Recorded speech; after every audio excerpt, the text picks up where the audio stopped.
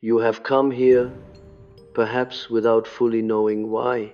That is always how the unconscious moves quietly, like a river beneath the floorboards of the mind. Something in you has been listening long before you decided to listen, and it is no accident that the word dangerous stands next to the word empath. For the modern mind has misunderstood both.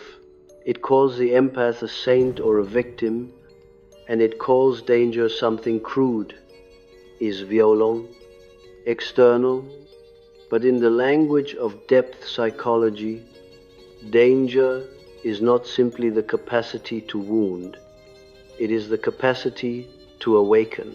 It is the force that disturbs false peace. It is the fire that melts the mask. It is the blade that cuts through the spell.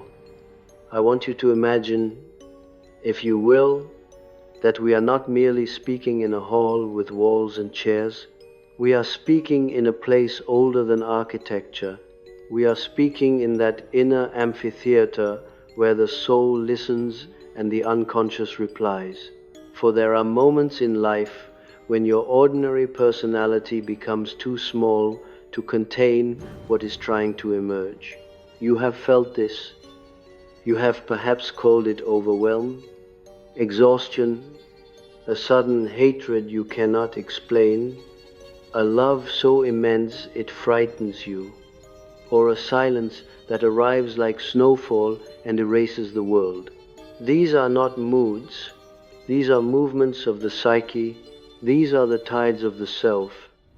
And when we speak of the empath, we must abandon the sentimental image the culture sells, the soft figure who feels too much and therefore suffers nobly. That is not the full truth.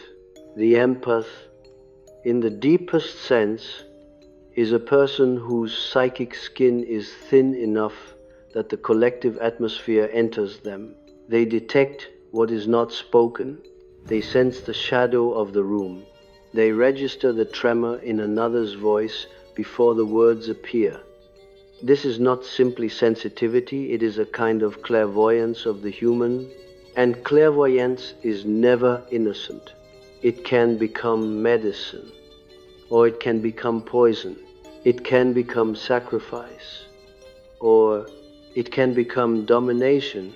It can redeem, or it can destroy. So then we must ask, what makes an empath dangerous? Not because they intend harm in the childish sense. No, the dangerous empath is not the cruel empath. The dangerous empath is the awakened empath. The dangerous empath has crossed a threshold. They have stopped confusing empathy with self-abandonment. They have stopped mistaking love for permission. They have ceased to leak their soul into those who cannot hold it. They begin to see that their gift is not merely to feel others, it is to reveal what others hide, even from themselves. And this is where danger begins, because most people do not want truth. They want comfort. They want justification. They want the continuation of the old story. The empath who awakens becomes a threat to the old story, a threat to the carefully maintained illusion, a threat to the tyranny of unconsciousness. Let us begin, then, not with moral judgments, but with laws, psychological laws, inner laws, movements of the psyche that operate with the inevitability of gravity. The unconscious does not argue, it manifests. And these 5 laws are not rules you follow like commandments on stone. They are revelations, 5 inner recognitions that transform the empath from a vessel of other people's pain into a force that can no longer be used. The first revelation arises when the empath discovers that empathy is not goodness, it is power. This is a bitter truth for many sensitive souls. They were raised, often in environments where their sensitivity was exploited. They became the emotional weather station of the family. They were the child who knew when to be quiet when to smile, when to soothe. They learn to read micro-expressions, tones et silence. They learn to anticipate, and the family called this maturity. But it was survival, and survival creates skill, and skill becomes power. Now, in adulthood, this empath still carries the old training, though they may call it being caring. But observe what is truly happening. The empath has access to the invisible. They perceive emotional undercurrents like a diver feels the current before the surface ripples. They know what is about to be said before it is said. They can sense the lie before it is spoken. They can detect the wound behind another person's aggression. They can see the inner child in the tyrant, the abandoned lover behind the narcissistic mask, the fear behind the controlling behavior, and to see this is to hold an advantage. Yet many empaths deny this advantage, because admitting it feels like arrogance. They prefer to believe they are merely compassionate. But denial is always dangerous, because denied power becomes blind power, and blind power becomes shadow. A person who has a gift and refuses to recognize it becomes possessed by it. This is an old truth. The unconscious loves possession.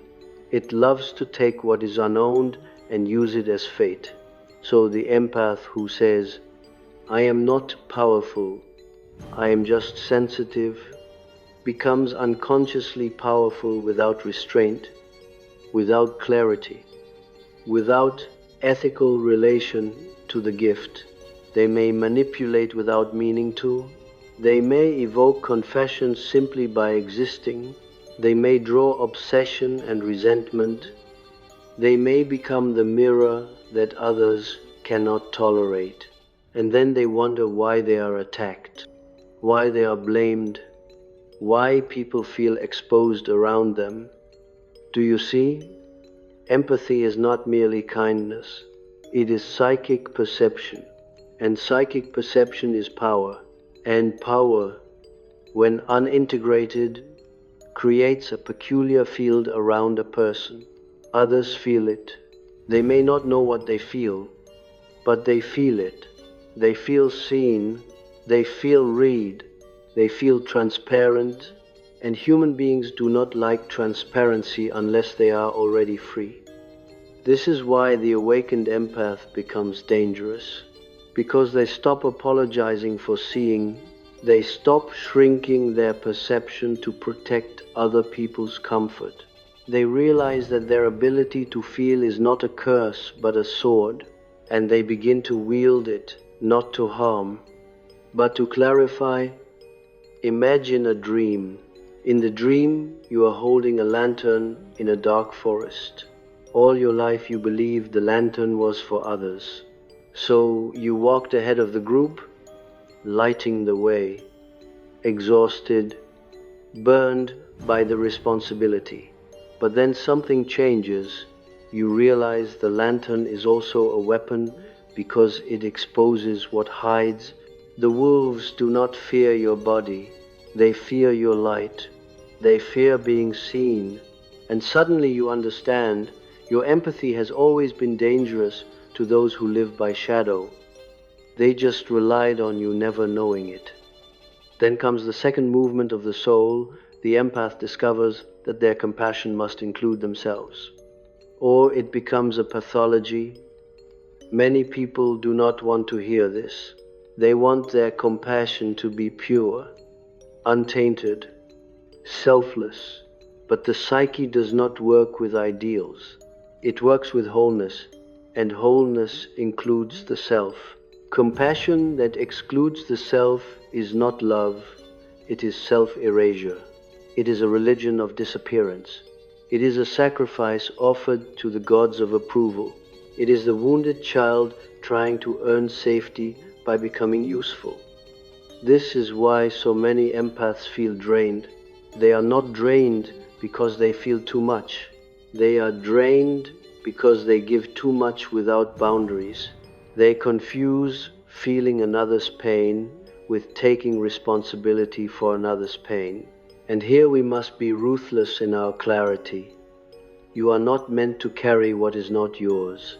Feeling is not ownership. Understanding is not obligation. Forgiveness is not permission. When the empath awakens, a subtle but profound shift occurs. Their empathy becomes discriminating. They begin to sense not only the pain in others but the intention in others. They begin to detect not only suffering but pattern. And this is where danger grows. Because the empath who develops discrimination cannot be manipulated by tears, stories, or guilt. There is a certain kind of person, often deeply unconscious, who survives by making others feel responsible for them. They weaponize their suffering, they turn their wound into a leash. And the empath, in their earlier stage, becomes the ideal captive. They hear suffering and they rush to fix it. They sense sadness and they surrender their time, their resources, their boundaries. They become the emotional rescuer. They become the bearer of the cross. But no one becomes a martyr without secretly hoping the sacrifice will transform the world. It rarely does. The awakened empath sees this dynamic and feels something new. Anger, not petty anger, but holy anger, a protective fire. Many empaths fear anger because they associate it with cruelty or loss of control. Yet anger is not evil. Anger is a boundary with heat. Anger is the psyche's way of saying something is wrong. Anger, integrated, becomes strength.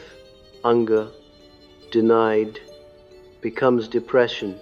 Anger, repressed, becomes illness. Anger, projected, becomes hatred.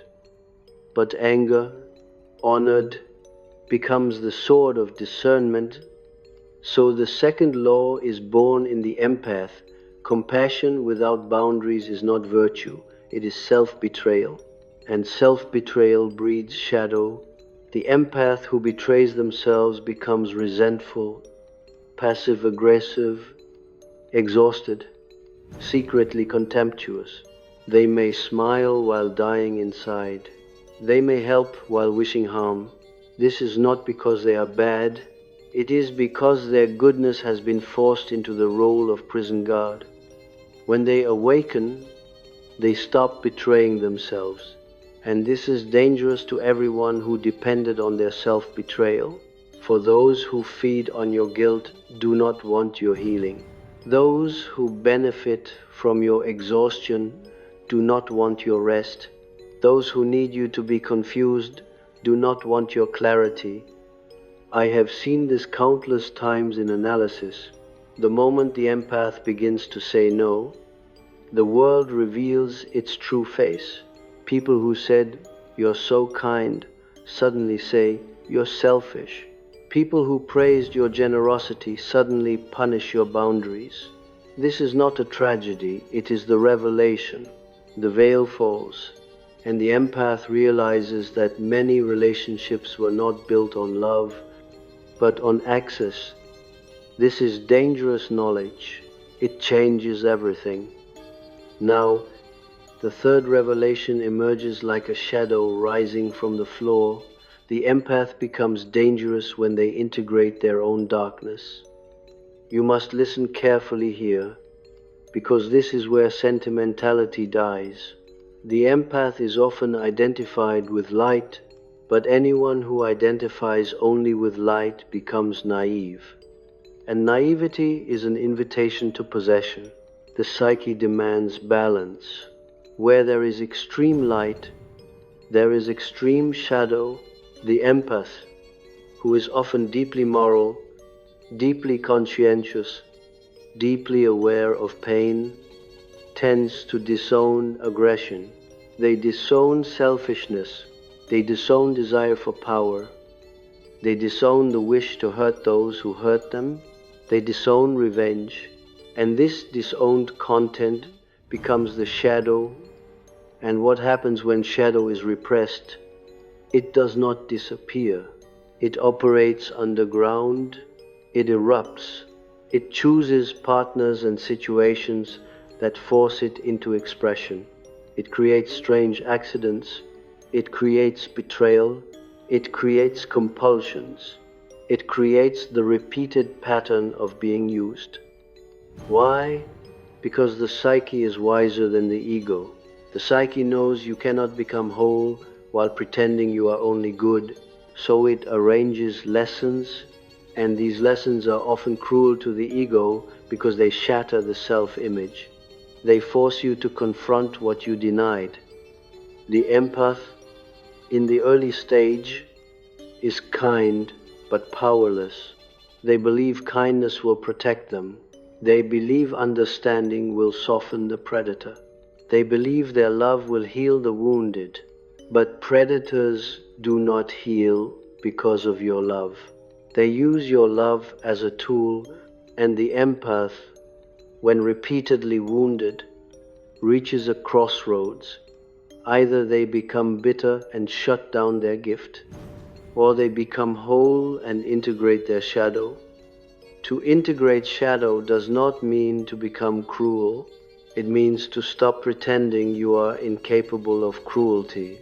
It means to admit, yes, I could hurt, yes, I could manipulate, yes, I could destroy, yes, I could abandon, yes, I could take, and then, because you have admitted it, you are no longer compelled by it. The shadow becomes conscious, and consciousness is the beginning of freedom. The dangerous empath is not the one who is innocent. The dangerous empath is the one who is capable of saying no, capable of leaving, capable of making someone feel their consequences, capable of being misunderstood and not collapsing, capable of withholding their warmth, capable of silence, capable of letting someone lose access to them forever. Do you feel the gravity of this? Most people live their entire lives without meeting someone who can truly withdraw without hatred. They either cling or they attack. But the awakened empath withdraws like a tide receding, not with drama, but with inevitability. And this is terrifying, because what the unconscious fears most is abandonment. And the empath, once awakened, can abandon what is toxic without begging it to change. Here the archetype appears. The empath becomes like Artemis, the wild feminine who does not belong to anyone, or like the lone wolf who does not seek the pack's approval, or like the ancient priest who can bless, but also banish. And when the empath integrates their shadow, they are no longer easy to deceive. They are no longer hypnotized by charm. They see through masks because they have seen their own mask. They recognize manipulation because they have recognized their own capacity for manipulation. They recognize cruelty because they have recognized cruelty within themselves, not as an identity, but as a human possibility, in a dream. This often appears as the empath finding a hidden room in their house. The house is the psyche, the room is the shadow. Inside the room are weapons, forbidden objects, animals, fire. The dreamer is terrified at first, but then they realize these are not enemies. These are energies that belong to them, and when they bring these energies into the rest of the house becomes protected, the psyche becomes defended, the empath becomes whole, and wholeness is dangerous to any system built on your fragmentation. Now comes the fourth movement, and it is perhaps the most paradoxical. The empath becomes dangerous when they stop trying to be understood. This one may surprise you, but consider the empath's greatest addiction: explaining. The empath often believes that if they can just explain themselves clearly enough, the other will finally understand, and then the relationship will be healed.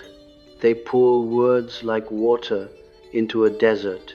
They justify, clarify, apologize, translate their feelings, interpret the other's feelings. They become a living therapist. They become a bridge. They become a mediator. They become the one who makes meaning. But not all confusion is innocent. Some people pretend not to understand so they can keep power. Some people misunderstand as a strategy. Some people demand explanation so they can control the narrative. Some people want you to speak so they can find the exact words to twist. The empath, in the early stage, does not recognize this. They believe misunderstanding is always a mistake, so they attempt to correct it with more effort. The awakened empath stops, not because they become cold, but because they become wise. They realize the right person understands without requiring you to bleed yourself into language. The wrong person uses your explanations as fuel. There is a form of power that only appears in silence. The unconscious respects silence. It fears silence. Silence is where projection collapses. Silence is where manipulation has no grip. Silence is the refusal to participate in the other's fantasy. The dangerous empath learns to be silent without losing love inside themselves. They learn to withdraw their words as one withdraws money from a thief. They learn to let the other person sit in the discomfort of their own conscience. They stop rescuing others from their own guilt. They stop clarifying truth to those invested in distortion. This is a spiritual event, because the empath's ego will scream, "But I must be fair. I must be seen accurately. I must correct the story." And yet the self whispers, "Let them believe what they will. Your reality does not require their agreement." This is individuation. This is the adult soul. This is the end of the childhood bargain. If you understand me, I am safe. End quote. No, you are safe when you understand yourself. You are safe when you know who you are, even in the presence of misinterpretation. In fact, the psyche often uses misinterpretation as a test. Can you remain yourself when projected upon? Can you remain calm when accused? Can you remain loving when misunderstood? Can you remain dignified when someone tries to reduce you? The empath who can do this becomes extraordinarily dangerous to unconscious people, because unconscious people rely on emotional hooks. They rely on your reaction. They rely on your need to be seen. They rely on your guilt. They rely on your explanations. And when you remove these hooks, they have nothing to hold. They fall into their own emptiness. They confront themselves. This is why silence is sometimes more devastating than any argument. It returns the psychic responsibility to the other. It forces them to sit with what they are. It denies them the drama they crave. It denies them the power of pulling you into their labyrinth. The awakened empath becomes dangerous when they walk out of the labyrinth. And now we arrive at the fifth law, the final and perhaps the most mystical. The empath becomes dangerous when they choose the self over the role. Listen closely, because this is the heart of the matter. The empath often lives inside roles: the caretaker, the listener, the peacemaker, the healer, the one who sees the good. These roles are not evil. They can be noble, but when the role becomes an identity, it becomes a prison, and prisons create rebellion. The soul, ultimately, will not tolerate imprisonment forever. It will burn the bars if necessary.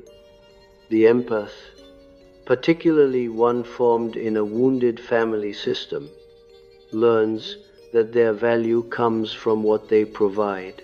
They become needed, and in being needed, they feel real. They become the emotional center of the system. They become indispensable, but the unconscious price of indispensability is captivity. If your worth depends on being needed, you cannot be free. The self, the deeper center of the psyche, does not want you needed. It wants you whole. The self does not want you useful. It wants you real. The self does not want you liked. It wants you aligned. So there comes a moment in the empath's life when the role collapses, something breaks. Perhaps the empath is betrayed. Perhaps they are abandoned. Perhaps their generosity is punished. Perhaps their love is taken for granted. And in this collapse, the empath faces a void. The old identity no longer holds. The old story no longer comforts. And in this void, a dangerous question arises: who am I if I stop being this for everyone? This question is the doorway to individuation. Individuation is not becoming selfish. It is becoming singular. It is becoming faithful to the inner law rather than the outer demand. It is becoming the person you are meant to be, rather than the person the system trained you to be. The empath who chooses the self becomes dangerous because they no longer accept contracts written in pain. They no longer exchange their peace for belonging. They no longer trade their truth for approval. They begin to live from an inner center, and from that center, they make choices that shock everyone who benefited from their compliance. They may leave the family role. They may stop absorbing the family shame. They may refuse to be the emotional landfill. They may stop fixing the mother. They may stop soothing the father. They may stop being the good daughter, the understanding partner, the forgiving friend. They may become, in the eyes of the collective, changed. I cause you. Yes, they change. They become terrifying to those who knew how to control them. Because once the empath lives from the self, they no longer ask for permission to exist. They do not negotiate their boundaries like a plea. They do not explain their no like an apology. Their no becomes a fact. Their yes becomes sacred. Their presence becomes selective. And when they love with consciousness. When they leave with completeness. The dangerous empath has stopped being a sponge. They have become a mirror and a sword. A mirror that reveals, a sword that cuts cords, but not with hatred, with clarity, with inevitability, with a kind of calm that frightens those who are addicted to chaos. Now, if you truly wish to understand these laws, you must see that they are not separate. They are stages of a psychic metamorphosis. They are not moral improvements. They are initiations. The empath is initiated into dangerousness the way a caterpillar is initiated into the butterfly, not by choice, but by inner necessity. The cocoon is not a decoration. It is a death.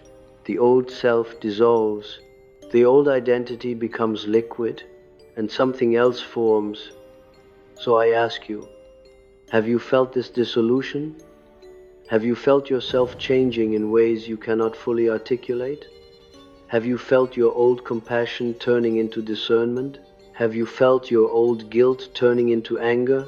Have you felt your old need to be understood turning into silence? Have you felt your old softness turning into steel?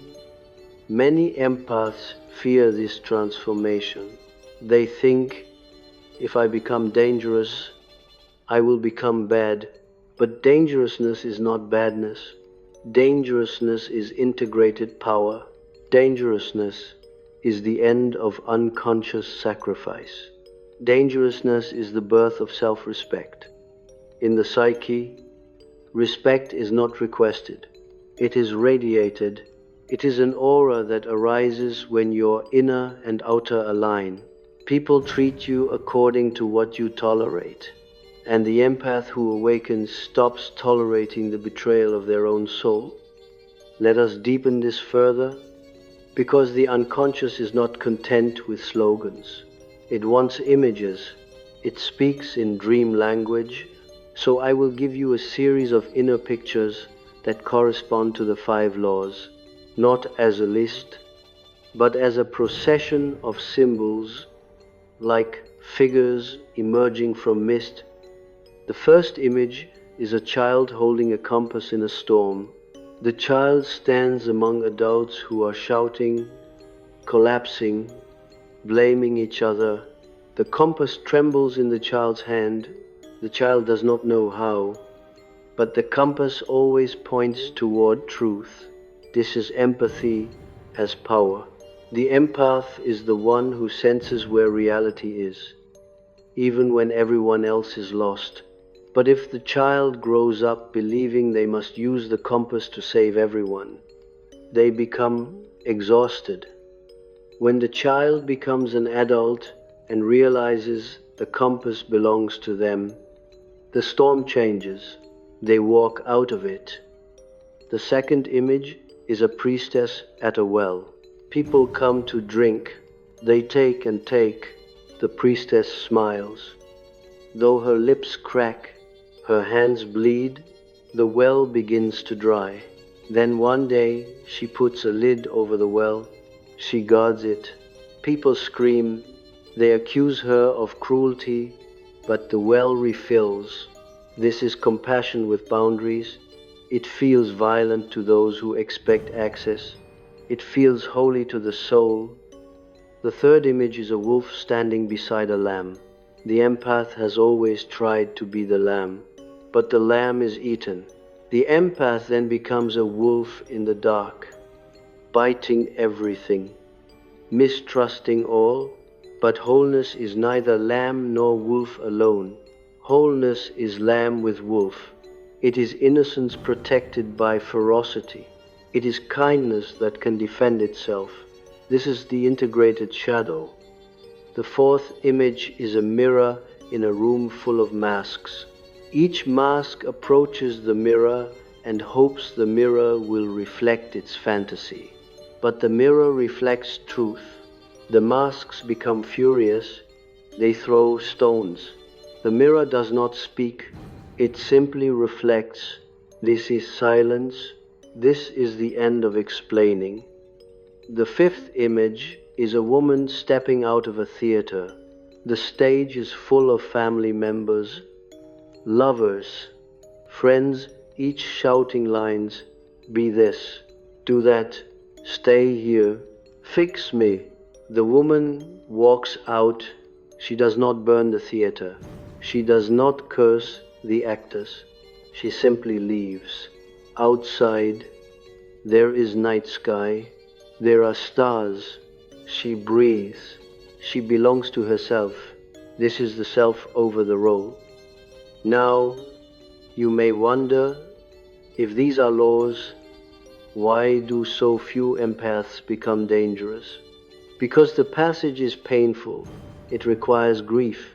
It requires disappointment. It requires the collapse of fantasies. Many empaths live by fantasy, not a childish fantasy of magic, but a moral fantasy. If I love enough, people will become good. If I forgive enough, people will awaken. If I understand enough, people will stop hurting. But this is not how the psyche evolves. People awaken by confronting their own shadow. not by borrowing your light forever. The empath's transformation begins when they stop trying to save people from themselves. This is a cruel sentence to the ego. The empath ego wants to believe, I can rescue, but rescue often prevents growth. Rescue often maintains pathology. Rescue often becomes control disguised as kindness, and this is another shadow the empath must integrate, the shadow of superiority. The empath may deny it, but it exists. The belief that I understand you more than you understand yourself can become a subtle arrogance, not always conscious, but present, and the psyche will not allow this imbalance.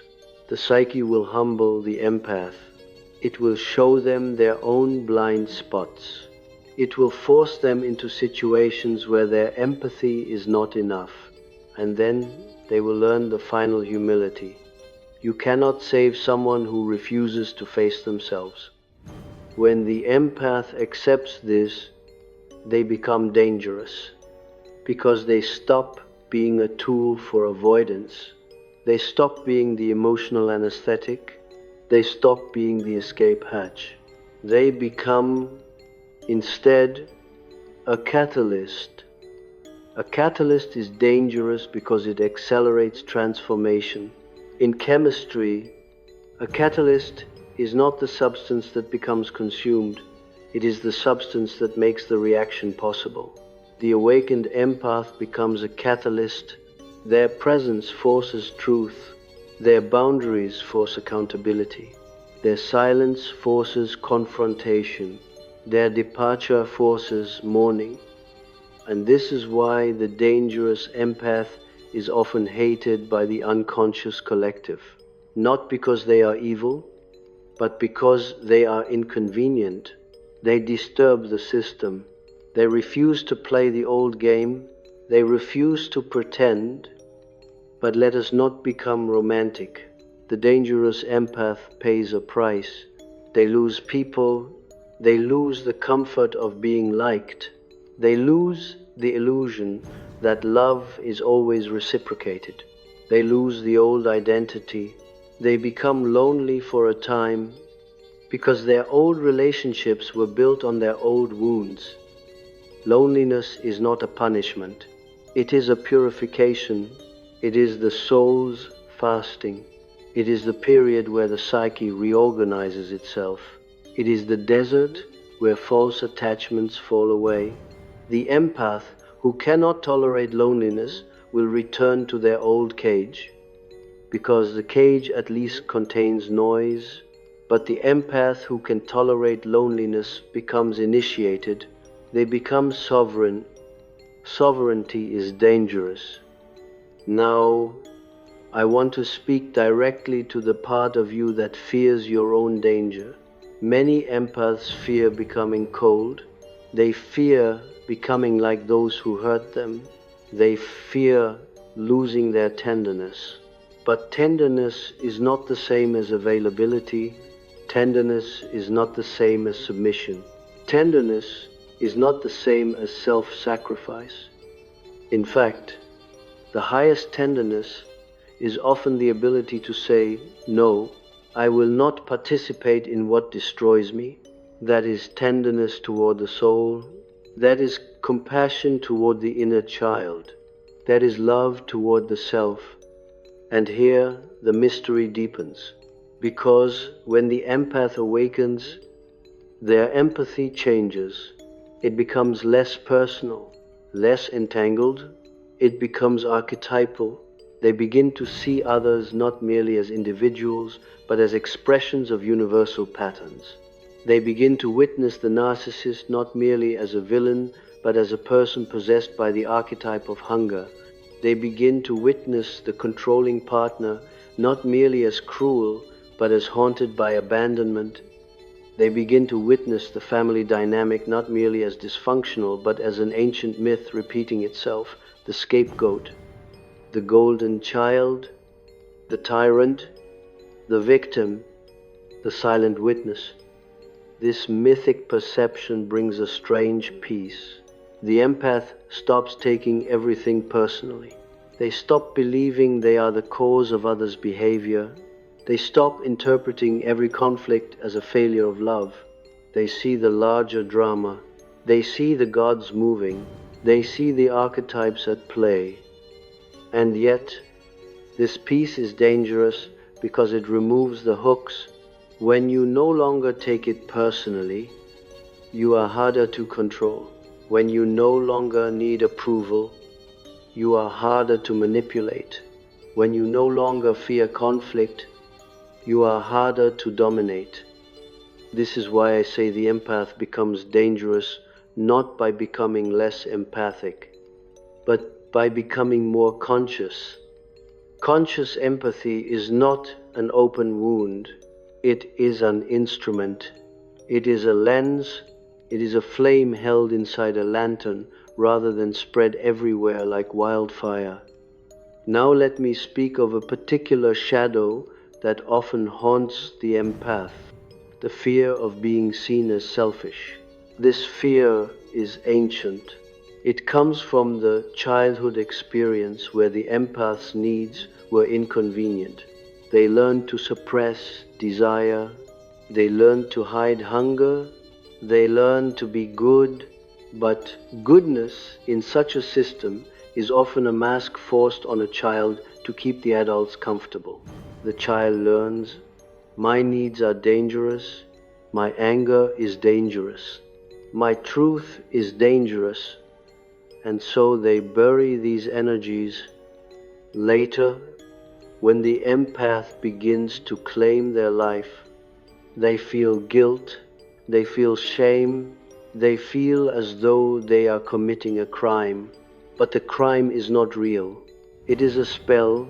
It is the echo of the old system. Breaking this spell is part of becoming dangerous.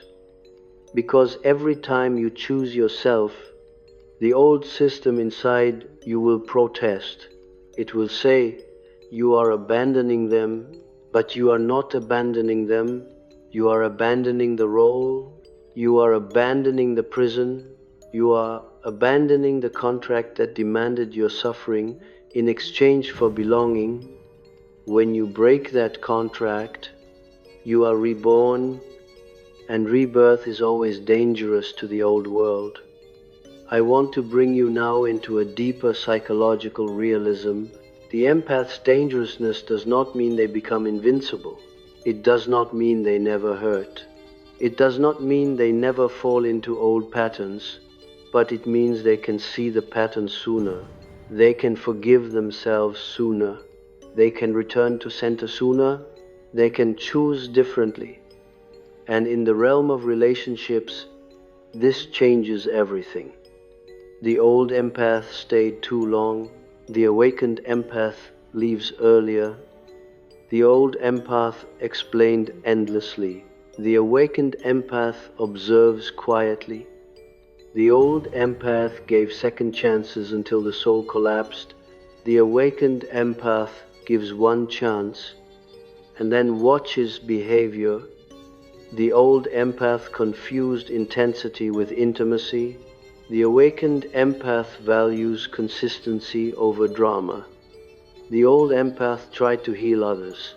The awakened empath heals themselves and allows others to face their own work. This shift is subtle, but it is seismic. It is the difference between living as an emotional servant and living as a psychological sovereign. Now let me tell you something that may disturb you.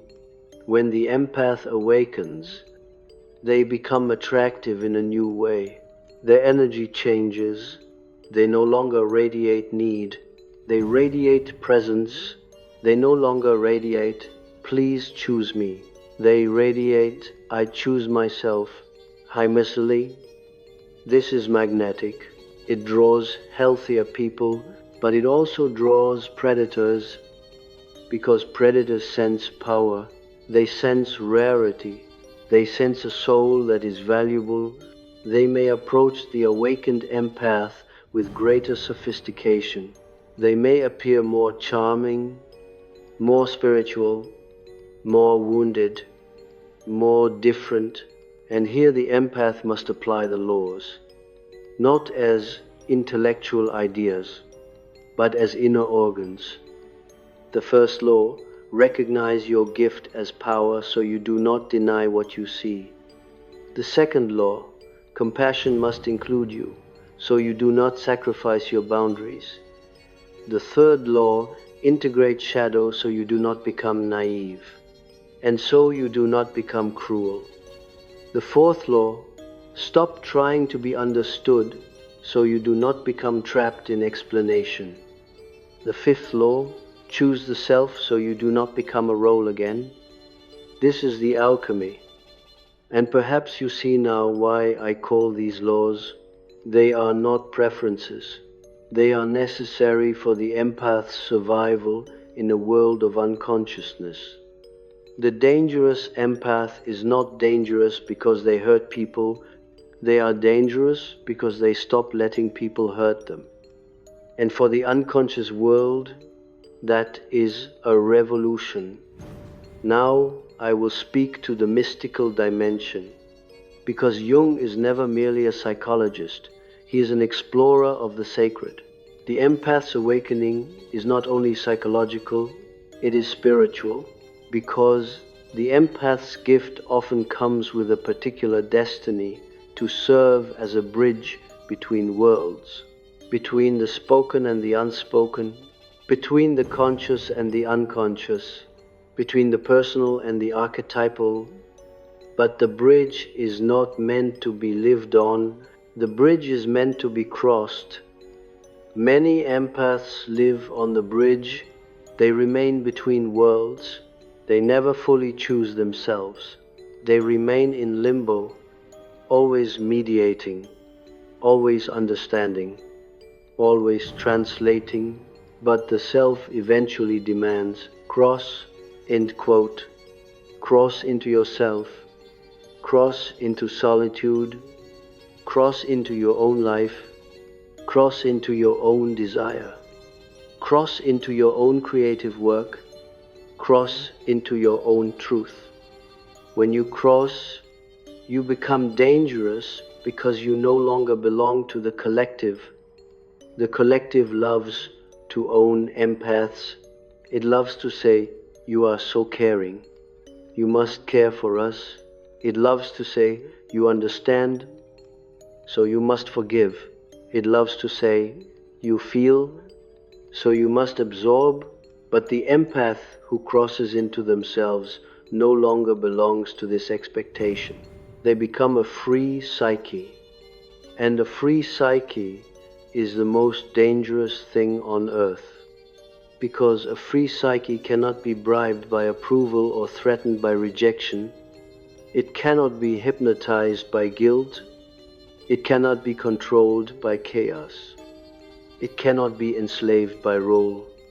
Now, some of you may feel grief as you listen, because you realize how much of your life was spent in unconscious captivity, and grief is necessary.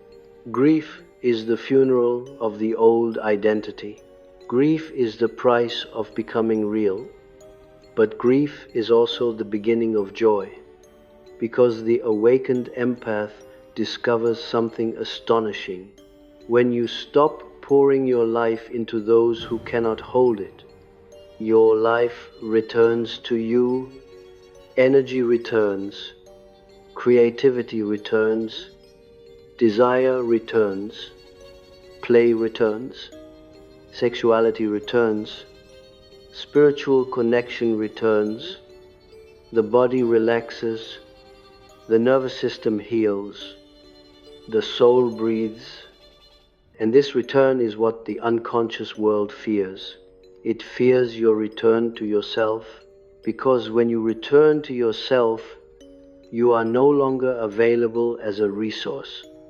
You become a person, and a person is harder to use than a role. So, let us end this first movement of the lecture with a question that is not meant for your intellect, but for your deeper knowing, Where are you still confusing empathy with surrender? Where are you still calling guilt love? Where are you still explaining to those who will never hear? Where are you still trying to be light without shadow? Where are you still living as a role rather than a soul? The 5 laws are already in you as seeds. They are archetypal. They belong to the process of individuation. If you are meant to become dangerous, life will initiate you. It will break your old patterns. It will force your boundaries. It will expose your shadow. It will teach you silence. It will demand yourself. And when that happens, you will not become cruel. You will become real, and reality, to the unconscious, is the most dangerous thing of all. Something in you is already leaning forward, as though the soul itself has moved closer to the fire. That is how we know the lecture is not merely informative, it is initiatory. For when we speak of the empath's dangerousness, we do not speak of an idea, we speak of a threshold, a crossing, a psychological death and rebirth. And I must tell you at once, the second movement of this work becomes more intimate, more unsettling, because now we enter the inner architecture, the hidden chambers where the empath's gift was forged, not as a blessing in the beginning, but as a necessity. You cannot understand the dangerous empath without understanding the original wound that trained them. For every extraordinary sensitivity is first a response to an environment that required it. The psyche does not develop gifts randomly, it develops them as adaptations. If a child grows up in a household where the emotional climate is volatile, the child becomes a weatherman of souls. If a child grows up with parents whose moods determine safety, the child becomes a psychic reader. If love is inconsistent, the child becomes vigilant. If affection comes with strings, the child learns to detect invisible strings before they tighten. So you see, many empaths are not born kind. They are trained to be hyper-aware, and training always has a shadow. This is where we must begin. The empath becomes dangerous not when they become harder, but when they finally understand what their sensitivity actually is. Not merely an identity, but a nervous system strategy, a psychic reflex, a lifelong contract written in childhood fear. And when you recognize a contract, you can break it. Now, I want you to imagine again that we are in a hall, but the hall has dimmed. The lamps have lowered, not because we intend gloom, but because the unconscious speaks best in twilight. There is a reason ancient temples were dark. Light gives certainty, darkness gives truth. In darkness, the psyche projects. In darkness, symbols appear. In darkness, the buried story finally finds voice. So let us speak of the dangerous empath's next transformation, the shift from emotional absorption to symbolic seeing. The empath in their early stage absorbs, they take in, they become the container for what others refuse to hold. They carry emotional debris like a sea collects the waste of cities. They do not even know they are carrying it. They simply feel heavy. They feel tired. They feel too much. And they imagine the problem is their sensitivity. But the problem is not sensitivity. The problem is that their sensitivity is uneducated. It is uninitiated. It has not yet become conscious. It has not yet learned its own language. The unconscious does not speak in feelings alone. Feelings are only the surface ripples. The unconscious speaks in images, patterns, archetypes, repetitions, dreams, sudden aversions, inexplicable attractions. The empath's gift becomes dangerous when they no longer drown in feeling, but begin to read the feeling as a message from depth. This is the moment where empathy becomes divination. Not superstition, no. True divination is psychological, the reading of unseen patterns through the visible surface. The awakened empath begins to know, without needing proof, what kind of person stands before them, not because they judge, but because they recognize the archetype moving behind the personality. And archetypes, as you know, are not polite, they are forces, they are ancient powers. When you meet a person, you are not meeting only their ego, you are meeting the gods that possess them. You may meet the eternal child in a grown adult, playful, charming, irresponsible, hungry for attention, allergic to consequence. You may meet the tyrant smooth, rational, cold, needing dominance. You may meet the orphan sweet, wounded, always seeking rescue. You may meet the trickster witty, seductive, destabilizing truth. You may meet the devouring mother smiling, loving, but consuming individuality. You may meet the absent father present in body, absent in soul, leaving the child to parent themselves. You may meet the martyr always suffering, always innocent, always demanding debt. And the empath, because of their sensitivity, feels these forces long before they can name them. In the first stage, they ignore what they feel. They override it with hope. They say, maybe I'm imagining it. They say, they didn't mean it. They say, I should give them another chance. This is the empath's fatal innocence, the belief that understanding cancels danger. But the dangerous empath learns a different law. Understanding does not equal trust. This is a crucial psychological revolution. You may understand why someone is cruel. You may understand their trauma. You may understand their emptiness. You may even understand their innocence beneath their mask, and still do not trust them. Trust is not given to the wounded story. Trust is given to demonstrated consciousness, to consistent behavior, to accountability. This is where many empaths awaken. They realize they have been confusing empathy with trustworthiness. They have been giving their heart to people simply because they could feel their pain. But pain does not make a person safe. Pain does not make a person ethical. Pain often makes a person hungry, and hunger makes a person predatory. When the empath accepts this, they stop being easily captured by suffering. This is dangerous to the manipulator, because the manipulator's greatest weapon is always the wound. Now we must enter deeper, because the dangerous empath also changes the relationship with their own inner child.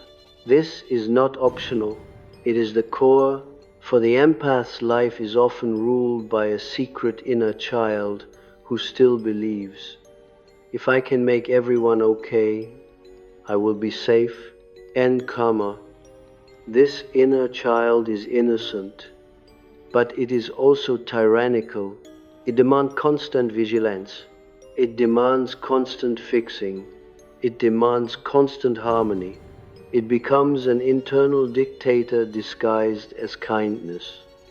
The awakened empath turns inward and says, I will no longer obey this child, not with cruelty, but with parenting, with adulthood, with self. Do you understand how revolutionary this is? It means the empath stops living from fear. They stop living from what if they leave? What if they're upset? What if I'm misunderstood? What if they think I'm bad? They begin living from truth. What is real? What is aligned? What is mine? This transformation is quiet but total. It is like a person who has been holding their breath for 30 years, finally exhaling. And then something strange happens. The empath begins to feel a new energy rise from the depths. It is not softness. It is not tenderness. It is something older. It is the warrior. And here we must be careful, because people misunderstand the warrior archetype. They imagine violence. They imagine domination. But the warrior in the psyche is not necessarily aggressive. The warrior is the one who protects the boundary of the soul. The warrior is the one who says, "This does not enter me." Farmadid, the warrior is the one who says, "This ends here, I thank." The warrior is the one who refuses to negotiate the sacred. Most empaths have not met their warrior. They have disowned it. They have feared it. They have demonized it. They have associated strength with cruelty because perhaps the strongest figures in their childhood were cruel. So they learned strength equals harm, and therefore they chose softness as safety. But softness without strength is not safety.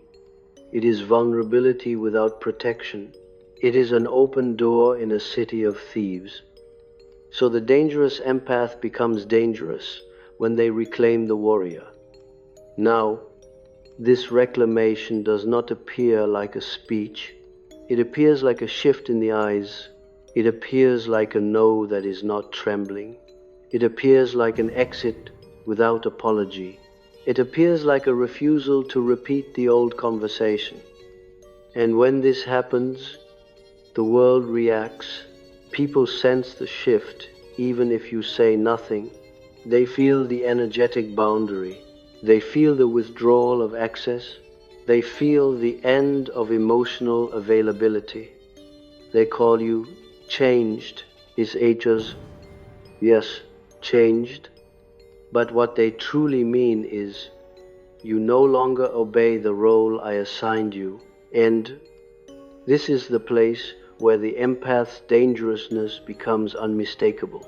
Because the empath begins to break archetypal family spells, and family spells are among the strongest spells in human life. I want to speak of this for a moment, because many of you are not only empathic, you are the designated empath of your lineage. You inherited the job. You were born into a system that needed a scapegoat, a healer, a mediator, a savior, and because you were sensitive, you were chosen, not consciously. Systems do not choose consciously. Systems choose through unconscious magnetism. The child who can hold the most pain becomes the one who holds the most pain. But lineage pain is ancient. It is not only your mother's, not only your father's, it is the unwept tears of grandmothers, the swallowed rage of grandfathers, the silent humiliations, the unspoken secrets, the taboos, the shame, the violence. It becomes a field, and the empath is the one who feels the field. In the early stage, they carry it. In the awakened stage, they end it. And to end generational patterns is to commit a kind of symbolic murder, not of people, but of the old order. The old order will not thank you. It will resist. It will accuse you. It will say, "Who do you think you are?" It will say, "We've always done it this way." It will say, "You're ungrateful." It will say, "You're abandoning us." And quote, But the dangerous empath learns to see these words as spells, as enchantments meant to keep the system intact. The empath becomes dangerous when they stop believing the spells. Now we must turn toward a subtle but crucial element: projection. Projection is one of Jung's most important discoveries. People do not see you, they see what you awaken in them. They see their own unconscious content reflected, and because empaths are highly perceptive, they naturally become projection screens. This is why the empath is often loved and hated intensely. Some people meet the empath and say, "I have never felt so seen."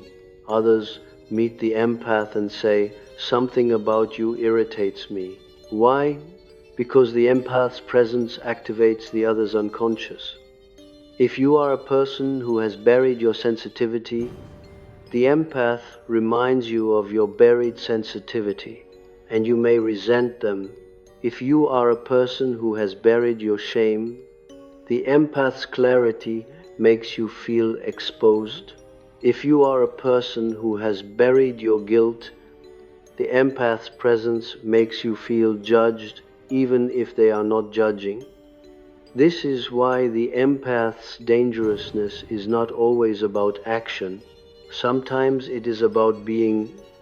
The dangerous empath becomes dangerous when they stop trying to manage other people's projections. In the earlier stage, the empath tries to fix projection. They try to correct misunderstandings. They try to explain, to reassure, to soften.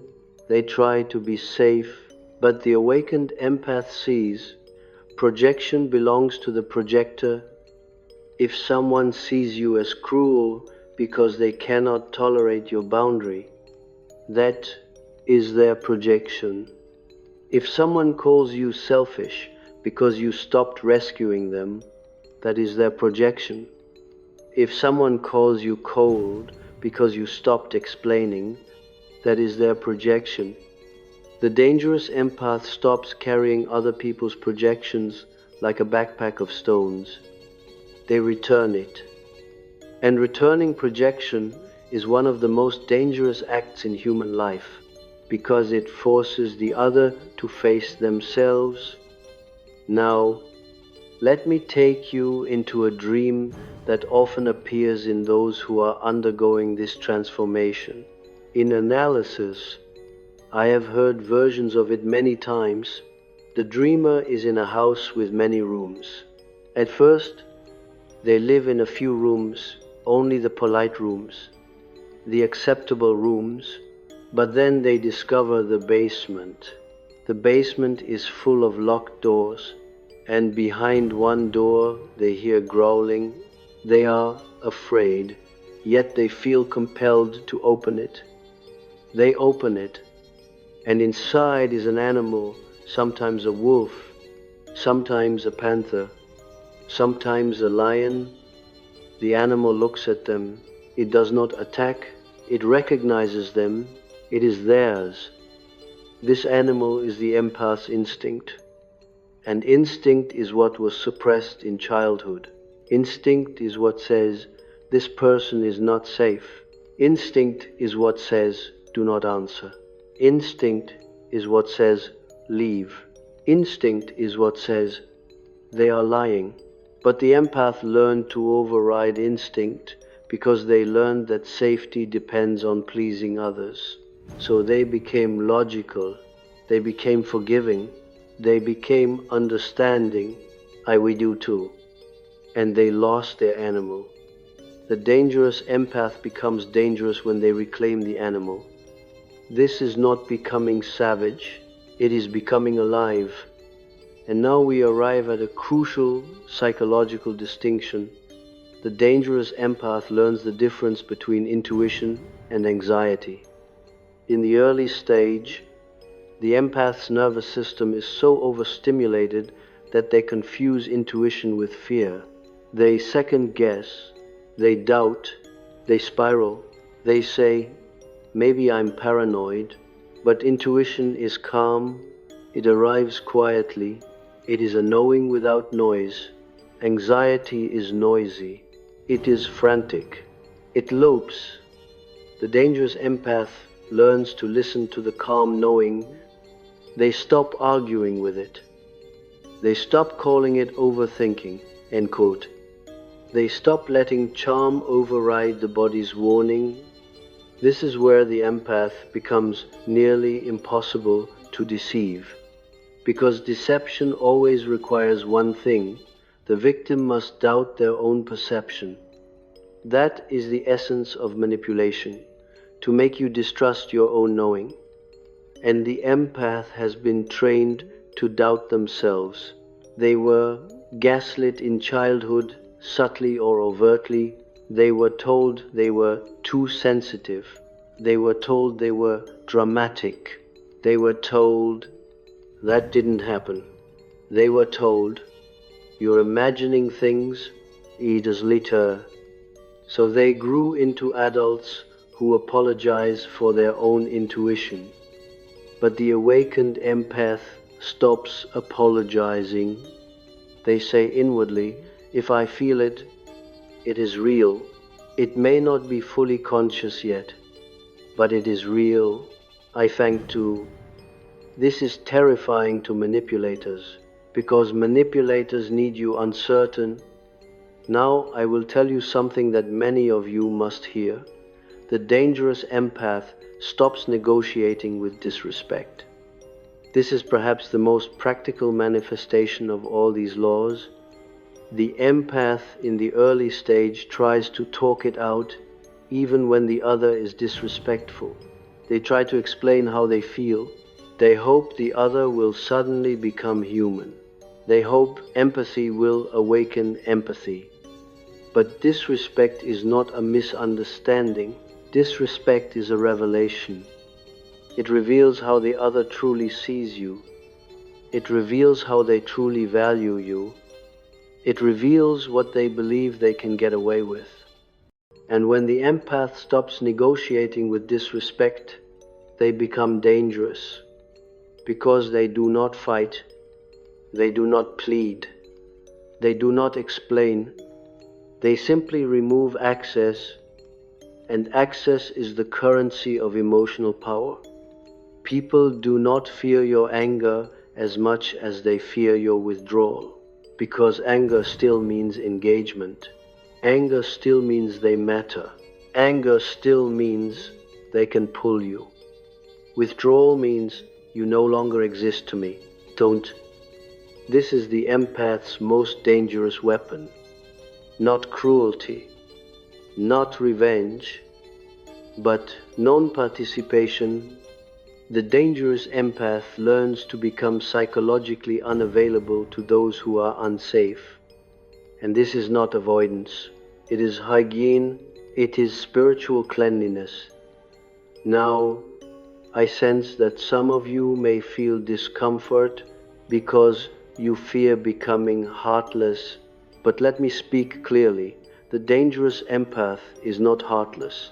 They are heart-directed. Their heart is no longer scattered. It becomes centralized. It belongs to the self. And from that center, they love in a way that is no longer desperate. Desperate love is not love. It is hunger. Real love is free. So the empath becomes dangerous when they stop loving from hunger and start loving from fullness. Now, let us deepen the 5 laws further through lived psychological examples, not as case studies with labels, but as inner narratives you may recognize. Consider the empath who stays in a relationship with a wounded partner. The partner is inconsistent, hot and cold, loving and cruel. The empath senses the partner's trauma and says, if I can love them, they will heal. But what truly happens? The partner becomes dependent on the empath's emotional labor. The empath becomes the regulator of the partner's moods. Over time, the empath loses themselves. They become anxious, hyper-vigilant, exhausted. They stop creating, they stop dreaming, their body becomes tense, their soul becomes small. Then, one day, the empath has a dream. In the dream, they are in a church. On the altar is their own heart, beating. People line up to take pieces. The empath watches, unable to move. The priest says, "This is love," but the empath feels horror. They wake up crying. That dream is the unconscious saying, "You are being sacrificed. I won." And then the dangerous empath awakens. They do something new, they leave, or they stop trying, or they set a boundary the partner cannot tolerate. The partner becomes angry. They say, "You've changed." They say, "You're selfish." They say, "You don't love me anymore." How so? But the empath knows love is not self-destruction. This is the fifth law in action, the self over the role. Now consider another empath, one who lives inside family guilt. They are the emotional caretaker of everyone. Whenever there is conflict, they mediate. Whenever there is sadness, they soothe. Whenever there is crisis, they sacrifice. They feel needed, therefore they feel valuable, but they also feel imprisoned. Their life is always postponed. Their dreams are always delayed. Their body is always tired. They cannot relax, because if they relax, the system collapses. Then, one day, they feel something they have never allowed themselves to feel: resentment, rage, a desire to disappear. They feel ashamed. They think, "How could I feel this?" But the psyche is not immoral. It is truthful. It reveals the buried truth. The dangerous empath does not repress this rage. They listen. They realize resentment is the soul's protest against self-betrayal. So they begin to withdraw from the family drama. They stop answering every call. They stop fixing every crisis. They stop being the emotional sponge. The family reacts with outrage. They accuse. They guilt trip. They label. But the empath remains quiet. And in that quiet, the family system begins to show its true structure. Some members grow, some collapse, some reveal narcissism, some reveal dependency, some reveal love, and the empath becomes free. This is the second law. Compassion includes self. Now, consider the empath who has always been nice. They avoid conflict at all costs. They fear being seen as bad. They suppress anger. They tolerate disrespect. They smile through pain. They rationalize others' cruelty. But inside, something accumulates. One day, they explode. They say cruel things. They cut someone off abruptly. They become cold. They shock themselves. They think, "This is not me. I cold." But it is them. It is their shadow. It is the accumulated energy of years of suppressed aggression. Now, the dangerous empath does not remain in this explosive shadow. They integrate it. They learn to express boundaries earlier. They learn to say no before resentment builds. They learn to confront without cruelty. They learn to use anger as information rather than as a weapon. This is the third law: integrate darkness. Now, the empath's dangerousness is no longer chaotic. It becomes clean, surgical, almost elegant. This is what we call psychological maturity. And maturity is dangerous because it cannot be controlled. Now, I want to speak about the empath's relationship to evil, because we cannot avoid this if we speak honestly. Evil is not merely a moral concept. In depth psychology, evil is the condition of unconsciousness that harms without remorse. It is possession by shadow. It is the refusal to see. Many empaths are haunted by evil because they can feel it. They sense it in subtle ways. They sense the emptiness behind smiles. They sense the coldness in eyes. They sense the hunger in certain charm. And because they are empathic, they often try to humanize evil.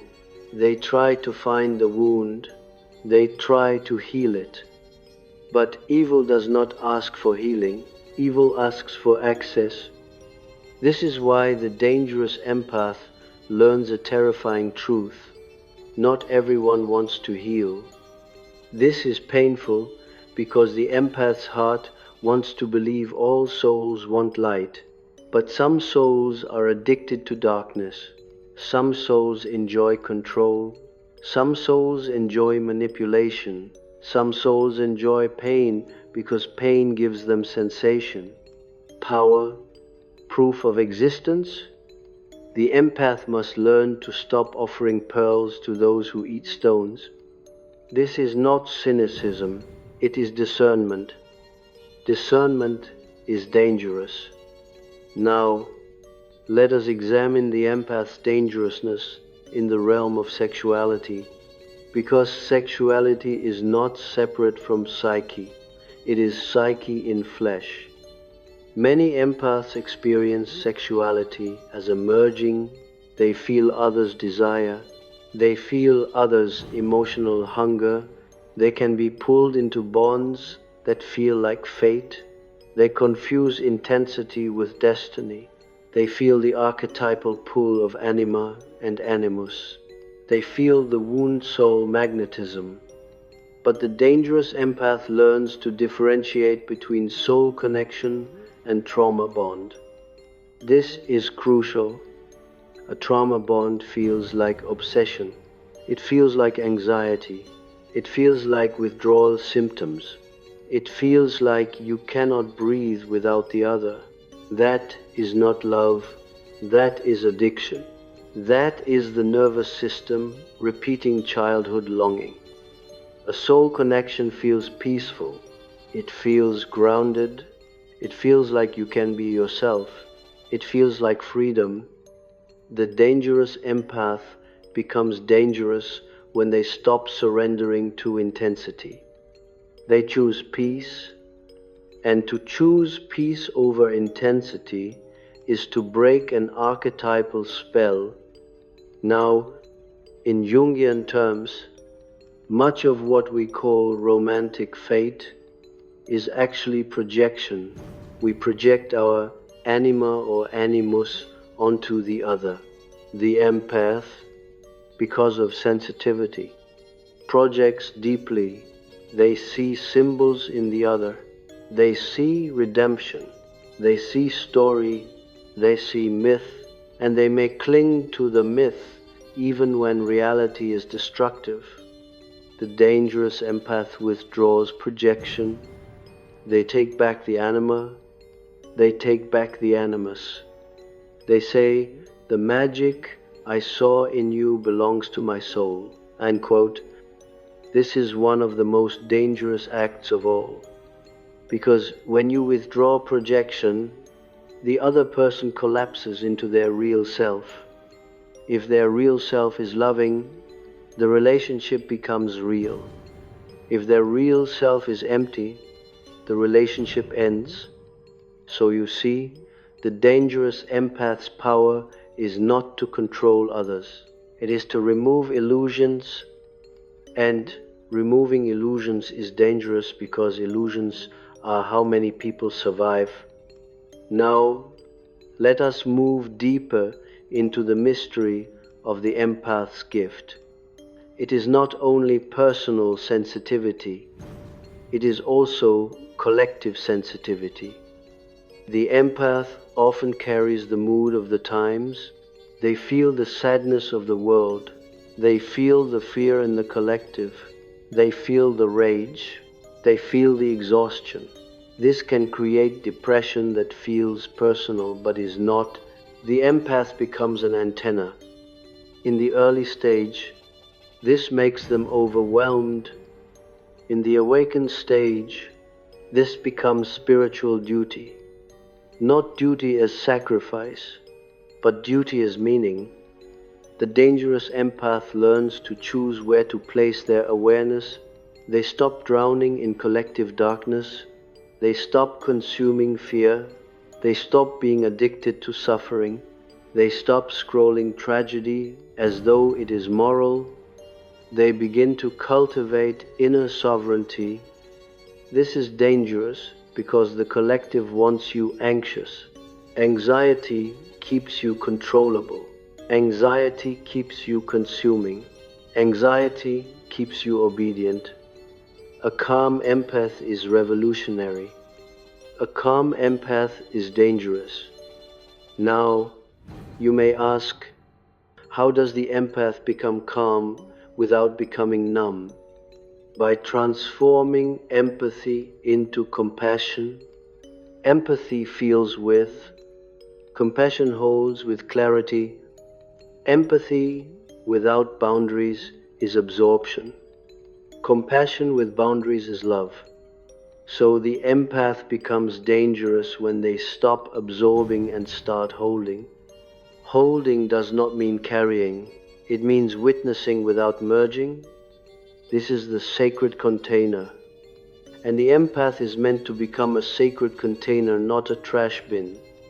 Now I want you to feel this phrase in your body. I am not a trash bin for other people's pain. If this phrase creates guilt, then you know the spell is still active. If it creates relief, then you know the self is awakening. Now, in this second movement, I must tell you about the empath's final test, the test of loneliness. Because the dangerous empath will face a period where the old world no longer fits, and the new world has not yet formed. This is liminal space. It is the hallway between lives. In this space, the empath may feel abandoned. They may feel invisible. They may feel as though their gift has disappeared. But this is not disappearance. It is withdrawal. The psyche is recalibrating. It is removing old attachments. It is purifying the empath's field. In alchemy, this is called nigredo, the blackening. The old identity dissolves. The ego panics. It feels like death. But death is necessary. For the empath cannot become dangerous while still addicted to being needed. The need to be needed is the empath's deepest bondage. It is a psychological addiction. And like all addictions, it must be broken through withdrawal. So loneliness is the empath's withdrawal symptom. But if they endure it, they become free. Now, let me return you to the 5 laws, because each law also corresponds to a deeper archetypal transformation. The first law, empathy, is power, awakens the seer. The second law, compassion, includes self, awakens the sovereign. The third law, integrate darkness, awakens the warrior. The fourth law, stop needing to be understood, awakens the sage. The fifth law, choose the self over the role, awakens the self itself, the inner God image. Do you see? The dangerous empath is not merely a person who sets boundaries. They are a person whose inner archetypal council has been activated. They no longer live from one fragile ego position. They live from an inner pantheon. This makes them stable. This makes them formidable. Now, some of you may wonder, what is the greatest sign that the empath is becoming dangerous? It is this. They stop reacting. They become slow. They become still. They become watchful. They no longer rush to fix discomfort. They no longer panic when someone is upset. They no longer collapse under accusation. They no longer chase closure. They do not beg for clarity. Stillness, the entire relational field changes. People test them, people provoke, people attempt to rehook them into the old dance. But the empath does not move. They observe, they let the other reveal themselves. This is dangerous, because in the old dance, the empath was predictable. They would respond, they would explain, they would apologize, they would soften, but now they are unpredictable in a new way. They do not react. And this breaks the manipulator's script. Now, I want to end this second movement by speaking directly to the deepest fear inside the empath, the fear that if they become dangerous, they will lose their humanity. The truth is the opposite. The empath becomes dangerous when they finally reclaim their humanity, because humanity includes boundaries. Humanity includes anger. Humanity includes desire. Humanity includes refusal.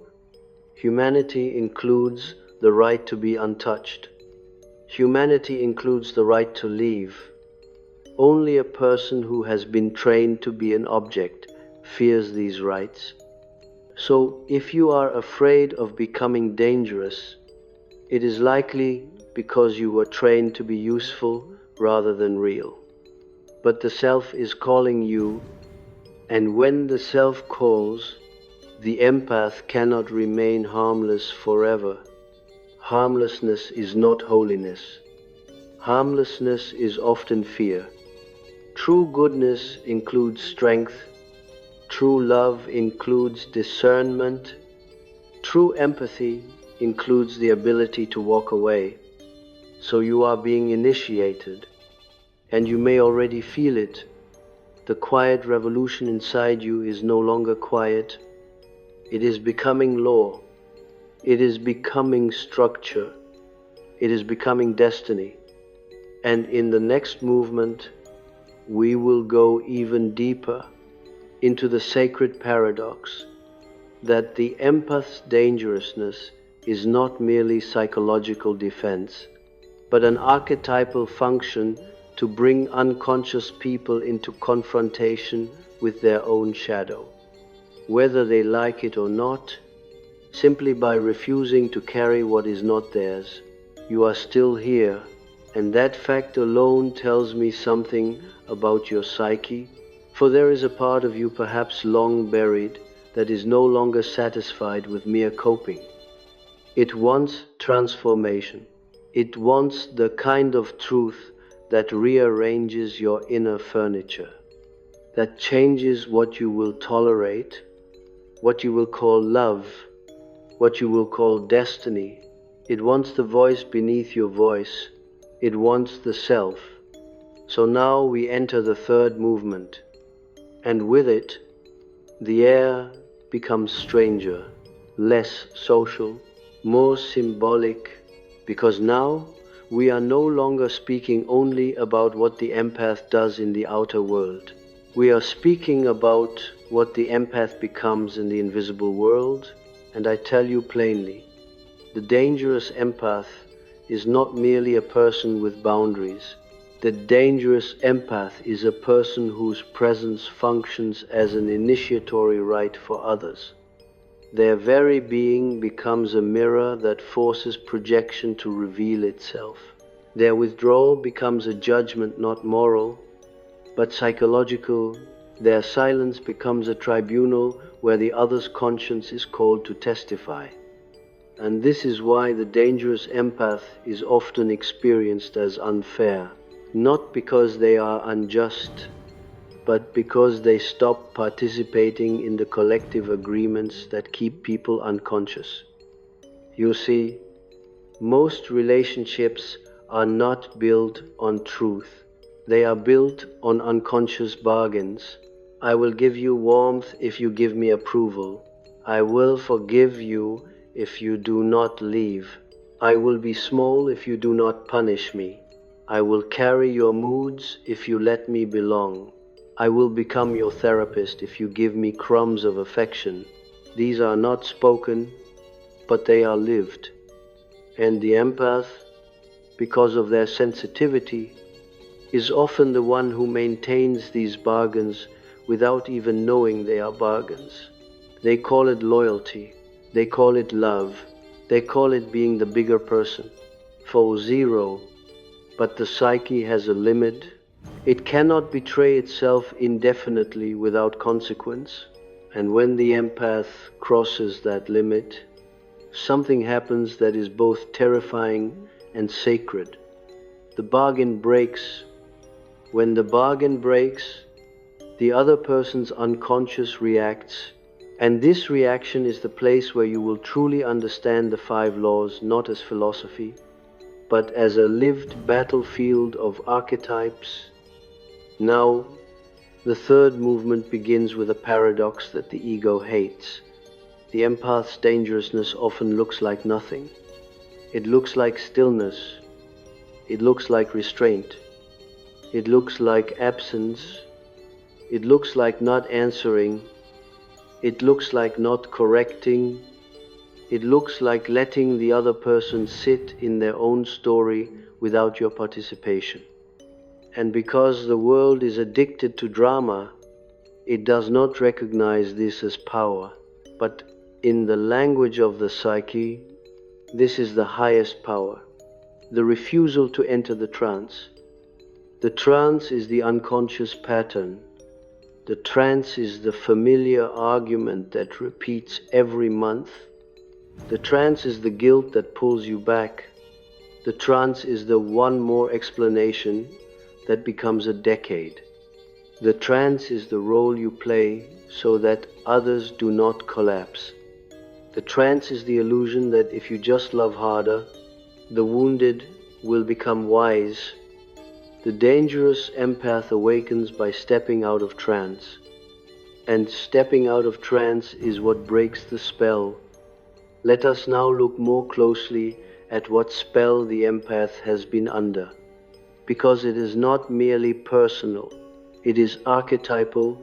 There is an archetype that loves to possess the empath, the archetype of the savior. The savior is seductive because it feels holy, it feels meaningful, it feels like purpose. But the savior archetype, when it possesses a person, turns them into a perpetual rescuer who cannot rest, cannot receive, cannot be ordinary, cannot be vulnerable. The savior becomes addicted to being needed. And what is addiction? It is compulsion. So the empath in their early stage is not free. They are compelled. They are compelled to help, compelled to understand, compelled to fix, compelled to soften, compelled to forgive, compelled to hold the emotional burden of entire rooms. And the world praises them for it, because a savior makes everyone else comfortable. A savior maintains the system. A savior absorbs consequences that belong to others. But the self does not want you possessed by the savior. The self wants you individuated. So the dangerous empath is born when the empath begins to say inwardly, I renounce the savior. This renunciation can feel like sin. It can feel like betrayal. It can feel like death. Because your identity has been built around being the one who saves. Without that role, you may feel empty. Who are you if you are not the healer? Who are you if you are not the listener? Who are you if you are not the one who holds it together? This is the void, and the void is the birthplace of the self. Many empaths fear the void. So they return to the role, they return to rescuing, they return to fixing, they return to giving, they return to being used. They call it love, but it is fear. The dangerous empath stays in the void long enough to discover something astonishing. The void is not emptiness, it is space. It is the first space the empath has ever had. And in that space, the soul begins to speak. Now, when the empath leaves the savior archetype, they inevitably meet its twin, the victim. The victim archetype is also seductive, but in a different way. It says, "You have been hurt, therefore you are powerless." It says, "You have been used, therefore you must harden." It says, "You have been betrayed, therefore you cannot trust." It says, "You are sensitive, therefore you are doomed." End quote. The empath in their early stage oscillates between savior and victim. They rescue until they collapse. Then they feel victimized. They withdraw in bitterness. Then they return to rescuing out of guilt. This oscillation is exhausting. It is a psychic pendulum. It keeps the empath trapped. The dangerous empath breaks the pendulum by integrating the third thing, the witness. The witness is not the savior and not the victim. The witness sees the pattern. The witness names the pattern. The witness does not rescue the pattern. The witness does not become crushed by the pattern. The witness stands in consciousness. When you become the witness, you become dangerous, because consciousness disrupts unconscious games. Imagine you are watching two people argue.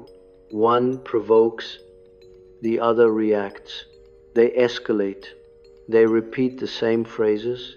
They each play their role, but then a third person enters the witness and says, quietly, "This is the same dance you do every time." The arguing stops for a moment. The spell is broken, not because the witness is louder, but because the witness has named the archetype. The dangerous empath becomes that witness inside their own life. They begin to observe rather than merge. They begin to witness rather than absorb. They begin to name rather than drown. And this is where the 5 laws become an internal structure, an inner backbone. Now, I want to speak of the most difficult aspect of becoming dangerous. The empath must accept that their kindness has been a way of avoiding their own fear. This sentence will sting, because many empaths have built their entire moral identity on kindness, and kindness is indeed beautiful. But kindness can also be a defense. It can be a strategy to avoid conflict, to avoid abandonment, to avoid being hated. It can be an appeasement reflex. The dangerous empath stops using kindness as appeasement. They keep kindness, but now it is chosen, not compulsive. There is a difference between chosen kindness and compelled kindness. Compelled kindness is fear in a white robe. Chosen kindness is strength in a gentle hand. When the empath learns this difference, they become dangerous because they can no longer be guilted into giving. Their giving becomes sacred, selective, deliberate. And to those who depended on your compulsive giving, your sacred giving feels like cruelty. This is why the dangerous empath is often accused of being cold. But coldness is not what is happening. What is happening is temperature regulation. The empath is learning to regulate. They are learning to stop burning themselves to keep others warm. Now, let us enter the 4th dimension of this transformation, The empath's dangerousness is often born through betrayal. Betrayal is an initiatory event in the psyche. It shatters illusions. It forces you to see what you refuse to see. It reveals the shadow of those you idealized. It reveals your own shadow of denial, and it breaks the trance. Many empaths need betrayal because their empathy is so strong that it keeps them loyal beyond reason. They can understand anything. They can forgive anything. They can rationalize anything. This makes them noble, but it also makes them vulnerable. So life brings betrayal as a hammer. It smashes the fantasy that love alone protects. After betrayal, the empath may become bitter, or they may become wise. Bitterness is the shadow of the empath. Wisdom is the integration of the empath. What is bitterness? It is pain turned outward. It is the refusal to grieve. It is the refusal to feel the heartbreak fully. It becomes cynicism. It becomes contempt. It becomes emotional numbness. But wisdom is different. Wisdom feels the pain and learns from it. Wisdom says, I will not allow this again. Wisdom does not close the heart. It strengthens it. So the dangerous empath becomes dangerous not by becoming numb, but by becoming instructed. And instruction is always painful. Now, at this point, some of you may feel an inner protest, but if I become dangerous, will I lose my softness? No, you will lose your softness as weakness. You will keep your softness as beauty. You will keep tenderness, but you will no longer give it to those who trample it. Think of a garden. A garden is soft, but it has a fence. Without a fence, it becomes a field for animals to destroy. The fence is not cruelty. The fence is love for what grows. The dangerous empath builds the fence. Now, let us speak about a phenomenon that often occurs when the empath becomes dangerous: the sudden increase in others' attempts to control them. This is predictable. When you remove a supply, those who depended on it will panic. When you stop being available, those who fed on your availability will become frantic. They may suddenly become sweet. They may suddenly apologize. They may suddenly promise change. They may suddenly claim they miss you. They may suddenly accuse you of being cruel. These are not random behaviors. They are the unconscious scrambling to regain its former control. The dangerous empath learns to recognize this scrambling as the death throes of the old dynamic. And here we encounter a crucial psychological test. Can you endure the other person's discomfort without rescuing them? Most empaths cannot at first. They see discomfort and they soothe. They see sadness and they fix. They see anger and they explain. They see withdrawal and they chase. This is the old training. But the dangerous empath learns to endure. They learn to let the other person feel the consequence. This is where the empath becomes a force of karma, not moral karma, but psychological karma, the return of energy, the return of responsibility, the return of cause and effect. When you stop rescuing someone from their own behavior, their behavior finally becomes their teacher.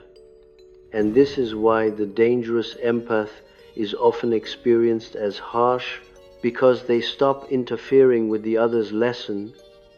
Now, I will bring you into the most mystical of these dynamics, the empath as a mirror of the shadow. When you are empathic, people unconsciously confess to you. They reveal themselves They reveal their secrets, their wounds, their desires. You may have noticed this. Strangers tell you intimate things. People overshare. People cry in front of you. People feel safe, but also exposed. Why does this happen? Because the empath often carries the archetype of the confessor. In religious traditions, the confessor is the one who hears sin and offers absolution. In psychological terms, the confessor is the one who can witness shadow without judgment. But the dangerous empath changes the confessional. They stop offering instant absolution. They stop soothing guilt prematurely. They stop saying, "It's okay, cancelled." They begin to hold a different space, a space where confession leads to accountability. This is a profound shift. It means the empath no longer functions as a spiritual anesthetic. They function as a spiritual mirror. The mirror does not judge, but the mirror does not lie.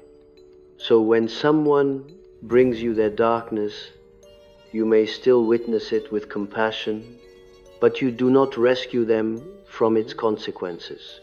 You do not minimize. You do not normalize what is destructive. You do not sacrifice your boundaries in the name of understanding. This is the fourth law again. In its deeper form, you stop needing to be understood, and you stop needing to understand away the other's shadow. You let it be seen.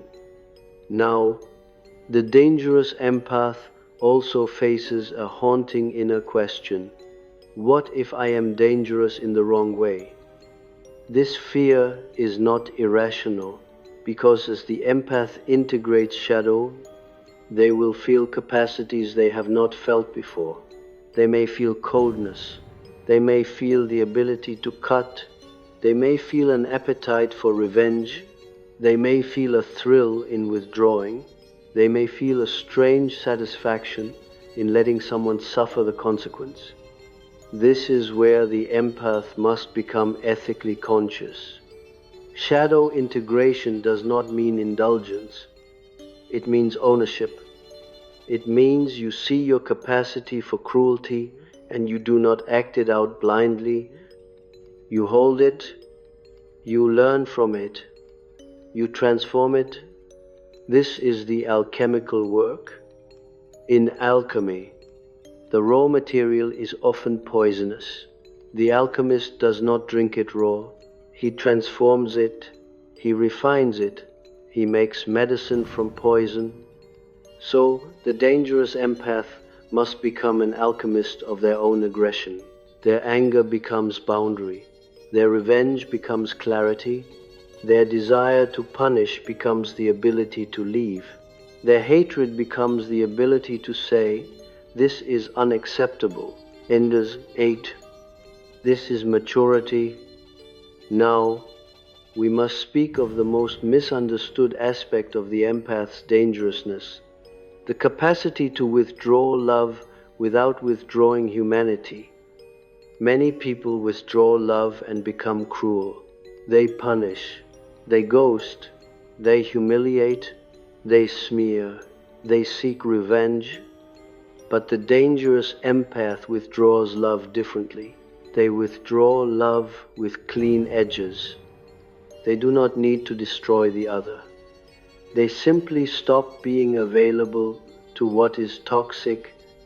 This is the difference between vengeance and individuation.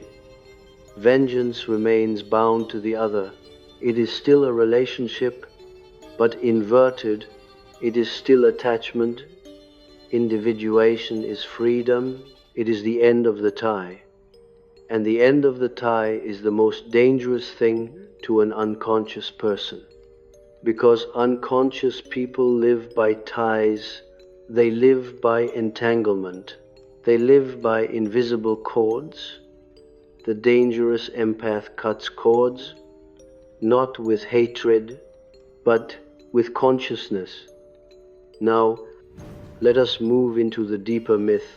The empath often carries the archetype of the healer, and the healer is always close to the wound. The wounded healer is the one who can heal because they have suffered, but the wounded healer is also the one who may unconsciously seek wounded people to justify their identity. This is a subtle trap. The empath may be drawn to broken people because it feels familiar. It feels meaningful. It feels like home. They may feel bored with stable love. They may feel empty without crisis. They may feel alive only when needed. This is not love. This is trauma repetition. The dangerous empath becomes dangerous when they stop being attracted to wounds. They become attracted to wholeness. This is one of the most important transformations. It is quiet, but it changes your destiny. You begin to choose different partners, different friends, different environments. You begin to choose peace, and peace will feel strange at first. Peace may feel like emptiness. Peace may feel like boredom, but it is not boredom. It is nervous system detox. The empath must learn to tolerate peace. When you can tolerate peace, you become dangerous because you can no longer be baited by chaos. Chaos will knock on your door and you will not answer. Now, I want to bring you into a moment that many empaths face when becoming dangerous. It is the moment of the final explanation. Pandas, you know this moment. You sit in front of someone who has hurt you repeatedly. You gather your words. You decide to speak one last time, to explain how you feel, to give them the chance to understand. You speak from your heart. You choose your words carefully. You make it impossible to misunderstand. And then they misunderstand anyway, or worse, they understand and they do not care. This is the moment the empath soul breaks open, not into despair, but into clarity. The dangerous empath is born when you realize some people do not misunderstand you. They simply do not value you. This realization is devastating because it kills a fantasy. The fantasy that if you speak perfectly, you will be loved. The fantasy that if you explain enough, you will be respected. The fantasy that if you are kind enough, you will be safe. And when that fantasy dies, something else rises, dignity. Dignity is not pride. It is not arrogance. It is the soul's recognition of its own worth. Dignity does not beg. Dignity does not chase. Dignity does not argue with disrespect. Dignity leaves. And dignity is the dangerous empath's signature. Now, let me end this third movement by speaking to the deepest spiritual meaning. The empath's dangerousness is the emergence of the divine image in the psyche. In Jungian terms, the self is the imago Dei, the image of God within. It is the organizing center of wholeness. When the empath lives from ego and role, they are fragmented, they are scattered, they are possessed by others' emotions. But when the empath begins to live from the self, they become centered, they become aligned, they become internally governed. This internal governance is what makes them dangerous, because they are no longer ruled by fear, and fear is the primary tool of control. So as you listen, feel where fear still rules you. Fear of being hated, fear of being misunderstood, fear of being alone, fear of being selfish, fear of losing love. These fears are not your enemies. They are the guardians of the threshold. They are the final tests. When you cross the threshold, you do not become heartless. You become whole, and wholeness is dangerous because it cannot be manipulated. You have followed the thread through darkness and you have not turned away. That, too, is a sign, because the psyche always reveals itself by what it can bear. Those who are not ready for wholeness will demand comfort. They will demand reassurance. They will demand a soft ending. But you have not asked for a soft ending. You have asked to go further. And therefore we must go further into the final chamber, where these 5 laws cease to be laws and become a single living myth inside the soul. In the 4th movement, we must face something that frightens even the mature empath, the realization that your sensitivity is not only personal, it is archetypal, it has a collective function. It is not merely your temperament, it is your calling, and callings are never gentle. Because a calling is the self-demanding that the ego evolve. So let us speak now about what truly happens when the empath becomes dangerous. They become a psychic event in other people's lives. You see, in the early stage, the empath believes they are the one who suffers. They believe their role is to endure, to hold pain, to be kind, to be understanding, to survive. But the awakened empath begins to perceive a deeper truth. Your sensitivity was never meant to keep you small. It was meant to keep you awake. Your empathy is not an identity. It is an instrument of consciousness. And consciousness has consequences. The dangerous empath does not merely step out of the old trance. They unknowingly force others to wake up from theirs. Not through preaching, not through moral superiority, not through confrontation, but through the quiet refusal to participate. And this is where the paradox becomes luminous. The empath becomes dangerous when they stop being nice. Yet they do not become cruel. They become something rarer. They become psychologically exact. There are people who scream and yet accomplish nothing. There are people who punish and only create more chaos. There are people who attack and only deepen hatred.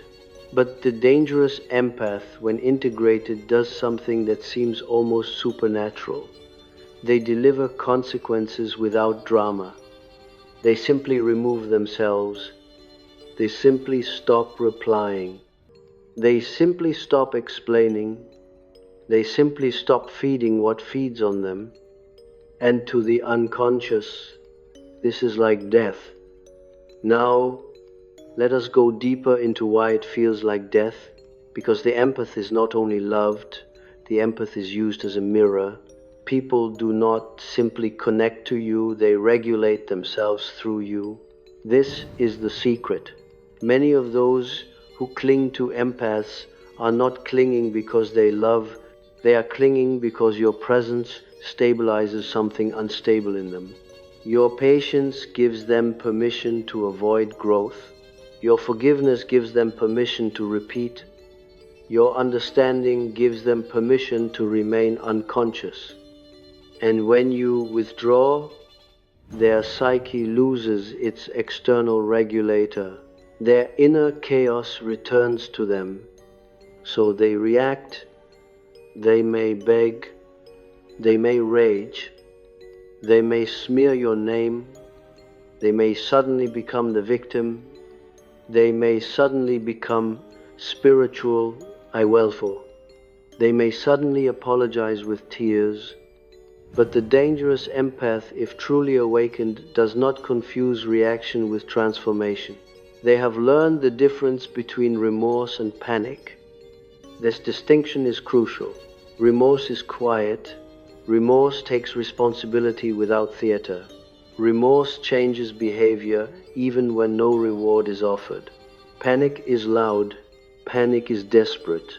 Panic promises change only to regain access. And here the dangerous empath reveals the deepest part of the first law.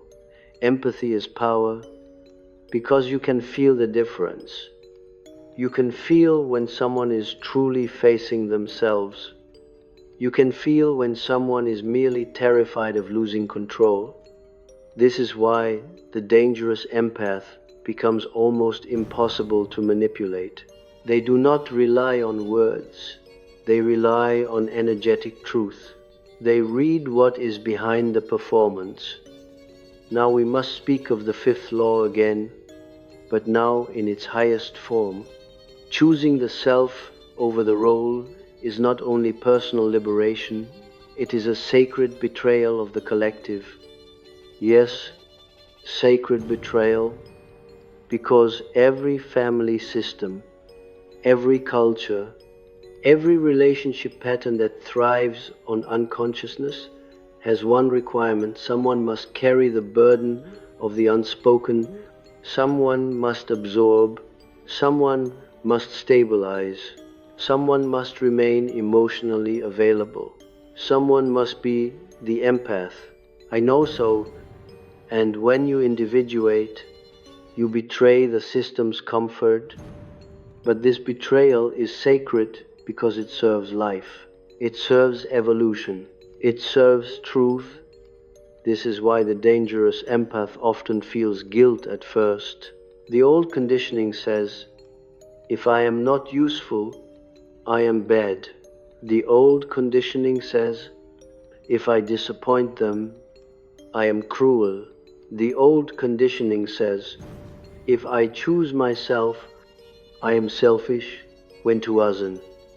But guilt is not always conscience. Sometimes guilt is withdrawal from a prison.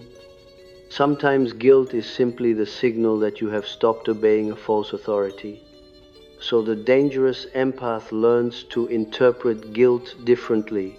They stop treating guilt as a command. They begin to treat guilt as a symptom of old programming, a symptom of the inner child still begging, please don't abandon them or they will abandon us. Infoting. And the empath finally replies to that child tenderly, but firmly, we are not going back.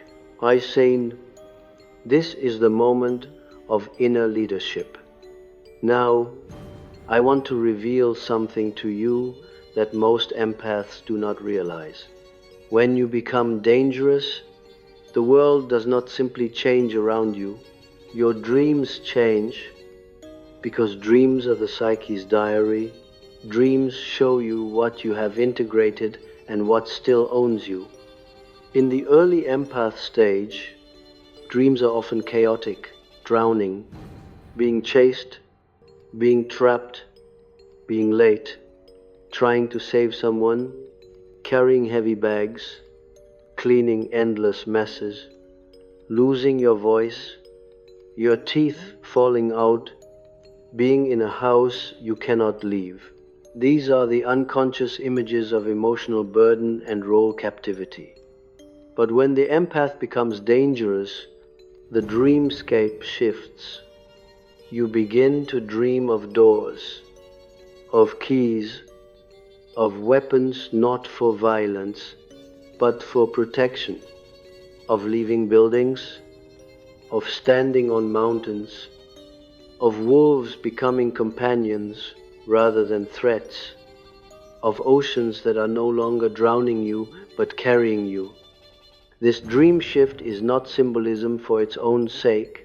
It is the psyche announcing, you have reclaimed instinct, you have reclaimed agency, you have reclaimed the animal. Because the greatest tragedy of the empath is not that they feel deeply, it is that they were trained to distrust their own animal. The animal is your boundary. The animal is your, no, I'm calm. The animal is your exit. The animal is your scent of danger. The dangerous empath is simply the empath who has returned to the animal without losing the heart.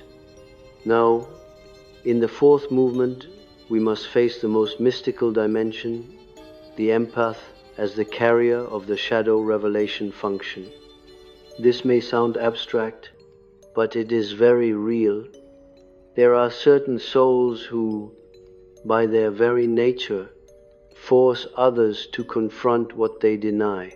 In myth, these figures are often prophets, wanderers, witches, or seers.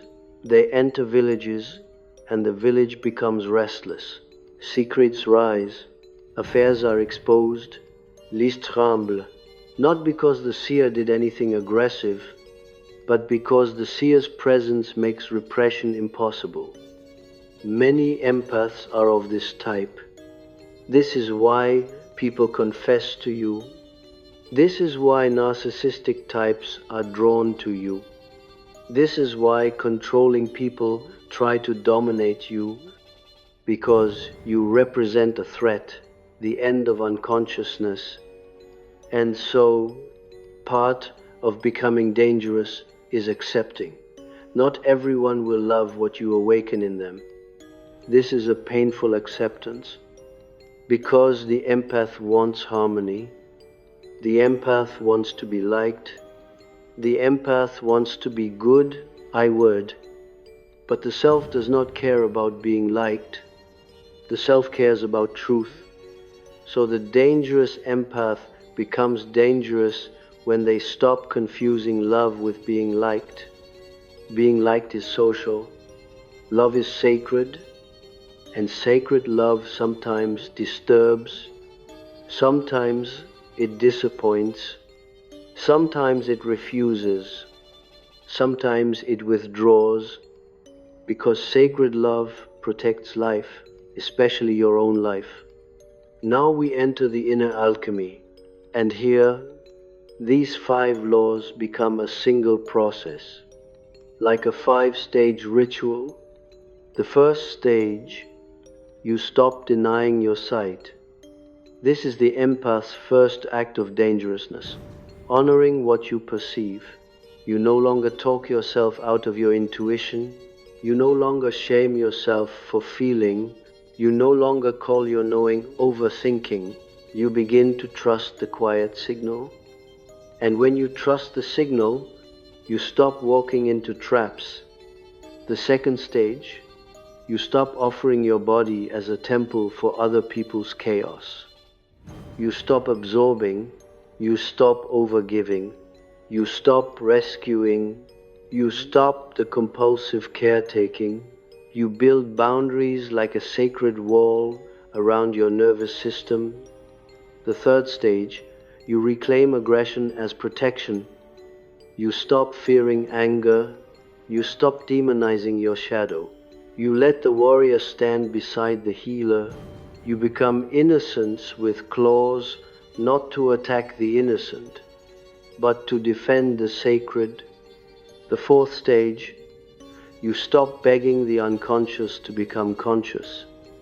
This is the end of explaining, the end of bargaining with disrespect, the end of trying to be understood by someone who benefits from misunderstanding you. You stop speaking to those who hear only what supports their fantasy. You let silence do what words cannot. The fifth stage, you return to yourself, not to selfishness, to destiny, to purpose, to your own life, to your own creative power, to your own time, to your own soul, to your own sacred future.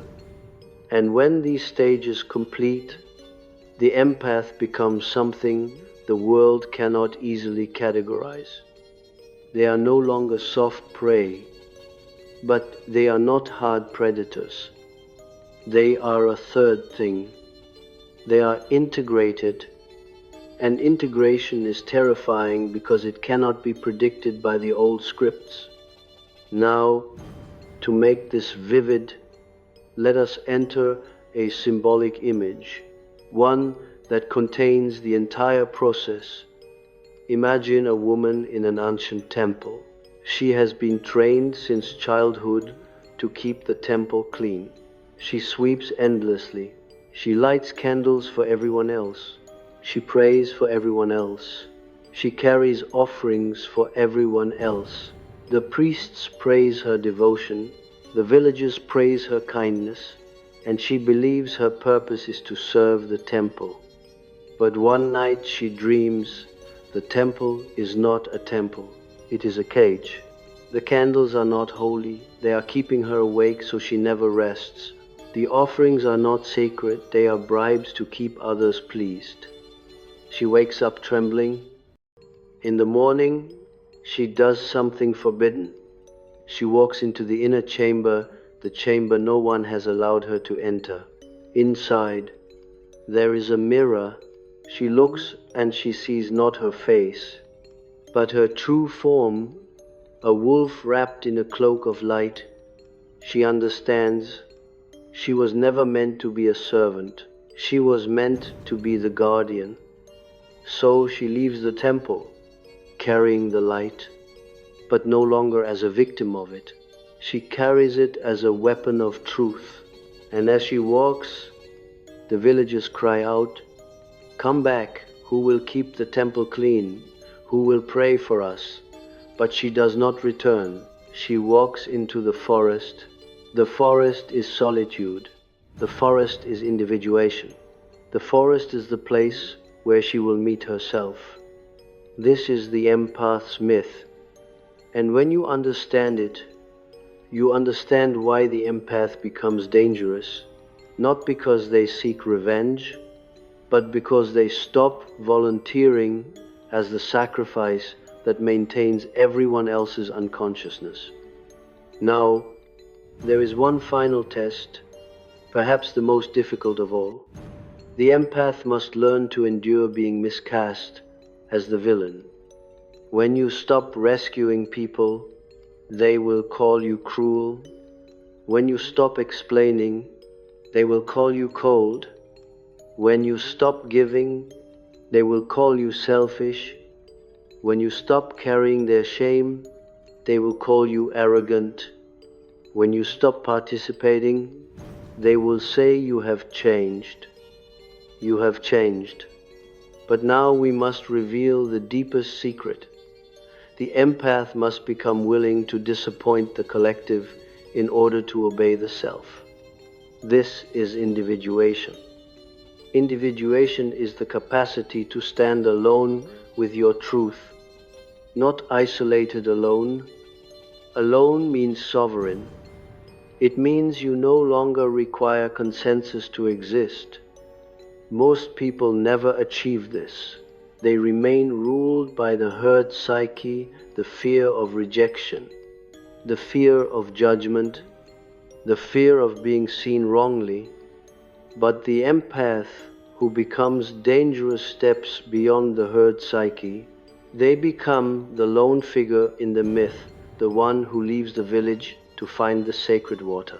The village calls them traitor, but the village will drink from that water later. This is why your transformation is not only personal, it is archetypal. It contributes to the collective evolution. Because every individuated soul makes the collective less unconscious. Now, let me speak to you as though we were alone in the final minutes of the lecture. When the hall is quiet and something intimate has appeared, if you are becoming dangerous, you will feel grief. You will grieve your old self. You will grieve those you loved who could not love you back. You will grieve the years you spent explaining. You will grieve the energy you wasted rescuing. You will grieve the fantasy that your love could save everyone. This grief is not weakness. It is purification. And after grief, something else arrives. Peace, not the peace of numbness, the peace of inner alignment, the peace of the self, and that peace will change how you walk, how you speak, how you choose. It will change the very aura around you. It will make you less accessible to chaos. It will make you less attractive to predators. It will make you less interested in games. It will make you dangerous, because you will no longer be easy to control. And this is the final truth. The dangerous empath is not dangerous because they attack. They are dangerous because they cannot be owned. They cannot be guilted. They cannot be manipulated. They cannot be hooked. They cannot be purchased with crumbs. They have gone home to themselves. And once you have gone home, the world can no longer exile you. And here, everything becomes quieter, more concentrated, like the last minutes before dawn, when even the birds seem to hold their breath. This is the part where the intellect becomes less important. Because you do not learn this last truth, you recognize it. You are not simply listening to an idea anymore. You are remembering something ancient in you. For the real question behind this entire lecture is not whether an empath can become dangerous, but whether an empath can become whole. And wholeness, I assure you, is always dangerous, because wholeness cannot be exploited. Wholeness cannot be seduced by guilt. Wholeness cannot be intimidated by anger.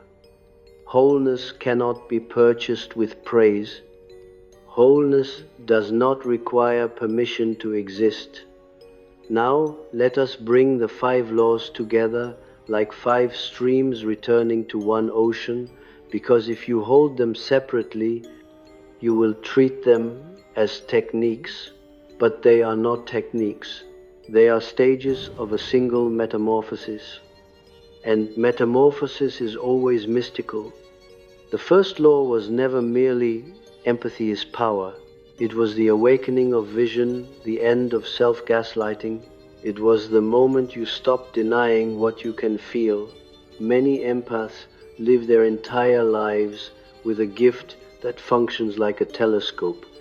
Yet they keep closing it because they were taught to doubt themselves. They were trained to mistrust their own knowing. They were punished for being perceptive. But the dangerous empath reopens the telescope. And this is where the deepest danger begins, because you cannot unsee what you once denied. Once you recognize the truth in energy, you cannot go back to pretending you need proof to honor your instincts. You feel the lie. You feel the hunger behind the compliment. You feel the control behind the concern. You feel the emptiness behind the charm. And you no longer apologize for seeing. The second law, compassion must include the self, was never merely about boundaries. It was about ending the sacrificial identity. It was about stopping the ancient religion that demanded, to be good, you must disappear. Hezwu. This religion is very old. It hides inside families. It hides inside love. It hides inside spiritual language. It tells you that suffering is virtue, that endurance is love, that patience is holiness, that forgiveness is maturity. But the unconscious laughs at false holiness. The unconscious says you are not holy when you abandon yourself. You are simply repeating an old wound. Don't undo. And so the dangerous empath begins to honor the nervous system like a sacred animal. They begin to guard their energy like a temple. They stop treating exhaustion as proof of love. They stop confusing depletion with devotion. This alone makes them dangerous, because people who survived on your depletion now feel starvation. The third law, integrating shadow, was never merely about anger. It was about reclaiming the full human being. It was about ending the empath's split identity, saint on the outside, volcano on the inside. For the empath's greatest risk is not being too sensitive. It is being too good. Too good means too unconscious of aggression, too unconscious of selfishness, too unconscious of the will to power, and what is unconscious becomes fate. So, when the empath integrates shadow, something becomes frighteningly stable. They become capable of hardness without cruelty. They become capable of distance without hatred. They become capable of consequence without drama. And this is the maturity the world does not know how to respond to. Because immature people only understand extremes. Either you are soft and they can take, or you are hard and they can fight. But the dangerous empath becomes something else, soft with boundaries, loving with steel, tender with teeth. They become untouchable in the places that matter. The fourth law, stop trying to be understood, was never merely silence. It was the death of the empath's deepest addiction, the addiction to proving their innocence. This is one of the most painful truths I can offer you tonight. Many empaths are not only empathic, they are addicted to innocence. They must be seen as good. They must be seen as fair. They must be seen correctly. And when they are miscast, they panic. They begin explaining, clarifying, defending, pleading. They suffer under misunderstanding like it is a moral verdict. But the dangerous empath realizes something terrifying. Some people do not misunderstand you by accident. They misunderstand you on purpose. Because if they keep you explaining, they keep you emotionally available. If they keep you defending, they keep you in the courtroom. If they keep you proving, they keep you begging. So the dangerous empath leaves the courtroom. They stop pleading for fairness in the house of distortion. They stop offering truth to those who use truth as ammunition. They let themselves be miscast. They let themselves be disliked. They let themselves be called cold and foe. And in that surrender, something extraordinary happens. Their freedom becomes complete. Because freedom requires one sacrifice, the sacrifice of needing to be seen correctly by those committed to seeing you wrongly. And then, the fifth law, the self, over the role becomes the crown, not the crown of ego, but the crown of destiny, because this is where the empath ceases to be a function. You are not here to be your family's emotional glue. You are not here to be everyone's therapist. You are not here to be the one who understands while everyone else stays childish. You are not here to be the bridge that everyone walks across while no one ever asks whether the bridge is bleeding. The self does not want you to be used as infrastructure. The self wants you to become a person. And a person must choose. A person must exclude. A person must disappoint. A person must say, no, you do not get access to me. It's so. A person must become sovereign. Now, if I had to name the true spiritual meaning of the dangerous empath, I would say this: the dangerous empath is the end of unconscious intimacy. Because most intimacy is not intimacy at all. It is enmeshment. It is bonding through wounds. It is closeness through need. It is connection through fear. The empath, especially in early stages, provides this kind of intimacy. They merge, they absorb, they give without limit, they make others feel loved because they do not require others to grow. But growthless love is not love, it is sedation. The dangerous empath ends sedation. And here is where the world becomes truly uncomfortable, because the dangerous empath introduces a different kind of love, love with law, love with standards, love with consequence, love with truth. This love is not cruel, it is simply not available to distortion. And distortion hates that. Now we must speak about what happens next after the empath becomes dangerous, because this is the part many do not expect. Your life becomes simpler, not easier at first, but simpler. Less drama, less chaos, less emotional bargaining, less endless conversations, less shame, less confusion, more silence, more clarity, more time, more breath, more dignity. And as the empath's field cleans itself, another phenomenon occurs. The psyche begins to attract differently. This is almost mystical, and yet it is psychological law. When you stop feeding the shadow games, shadow players lose interest. When you stop explaining, the manipulators become bored. When you stop rescuing, the dependents search elsewhere. When you stop overgiving, the takers call you selfish and move on. And what remains, slowly, is the real world. Healthy people, honest people, people who do not need to be mothered, people who do not need to be managed, people who can hold their own emotions, people who do not punish you for having boundaries. And here is a profound paradox.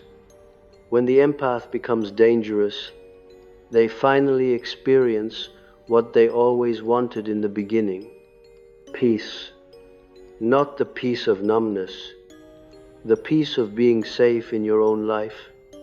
Now, I want to address the part of you that still carries grief, because the dangerous empath carries grief in a unique way.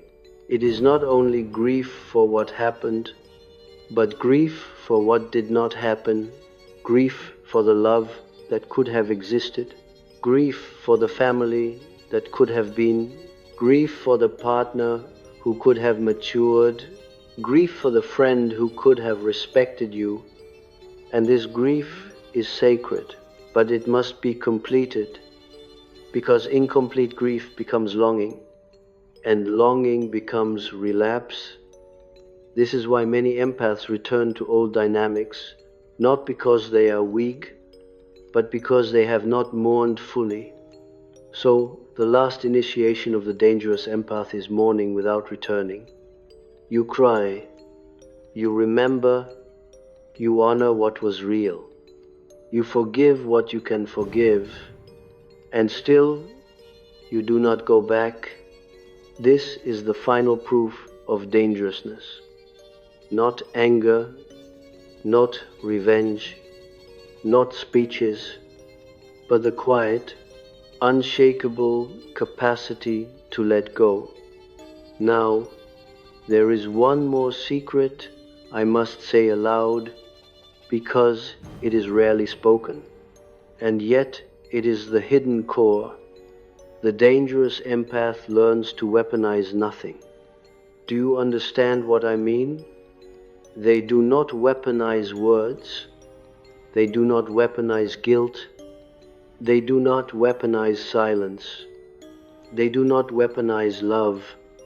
They do not even weaponize withdrawal. They simply become unavailable to distortion. They become neutral to manipulation. They become unhookable. And this neutrality is terrifying to unconscious people, because unconscious people need emotional charge. They need reaction. They need push and pull. They need blame and defense. The dangerous empath stops providing charge. They become psychologically dry ground. Nothing grows there for the parasite. so the parasite leaves. Now, we must close the ritual, and to close it, I will offer you a final inner image, not as entertainment, but as the unconscious seal of everything you have heard. Imagine yourself walking through a forest at night. You are alone, but not lonely. The air is cold, the trees are ancient.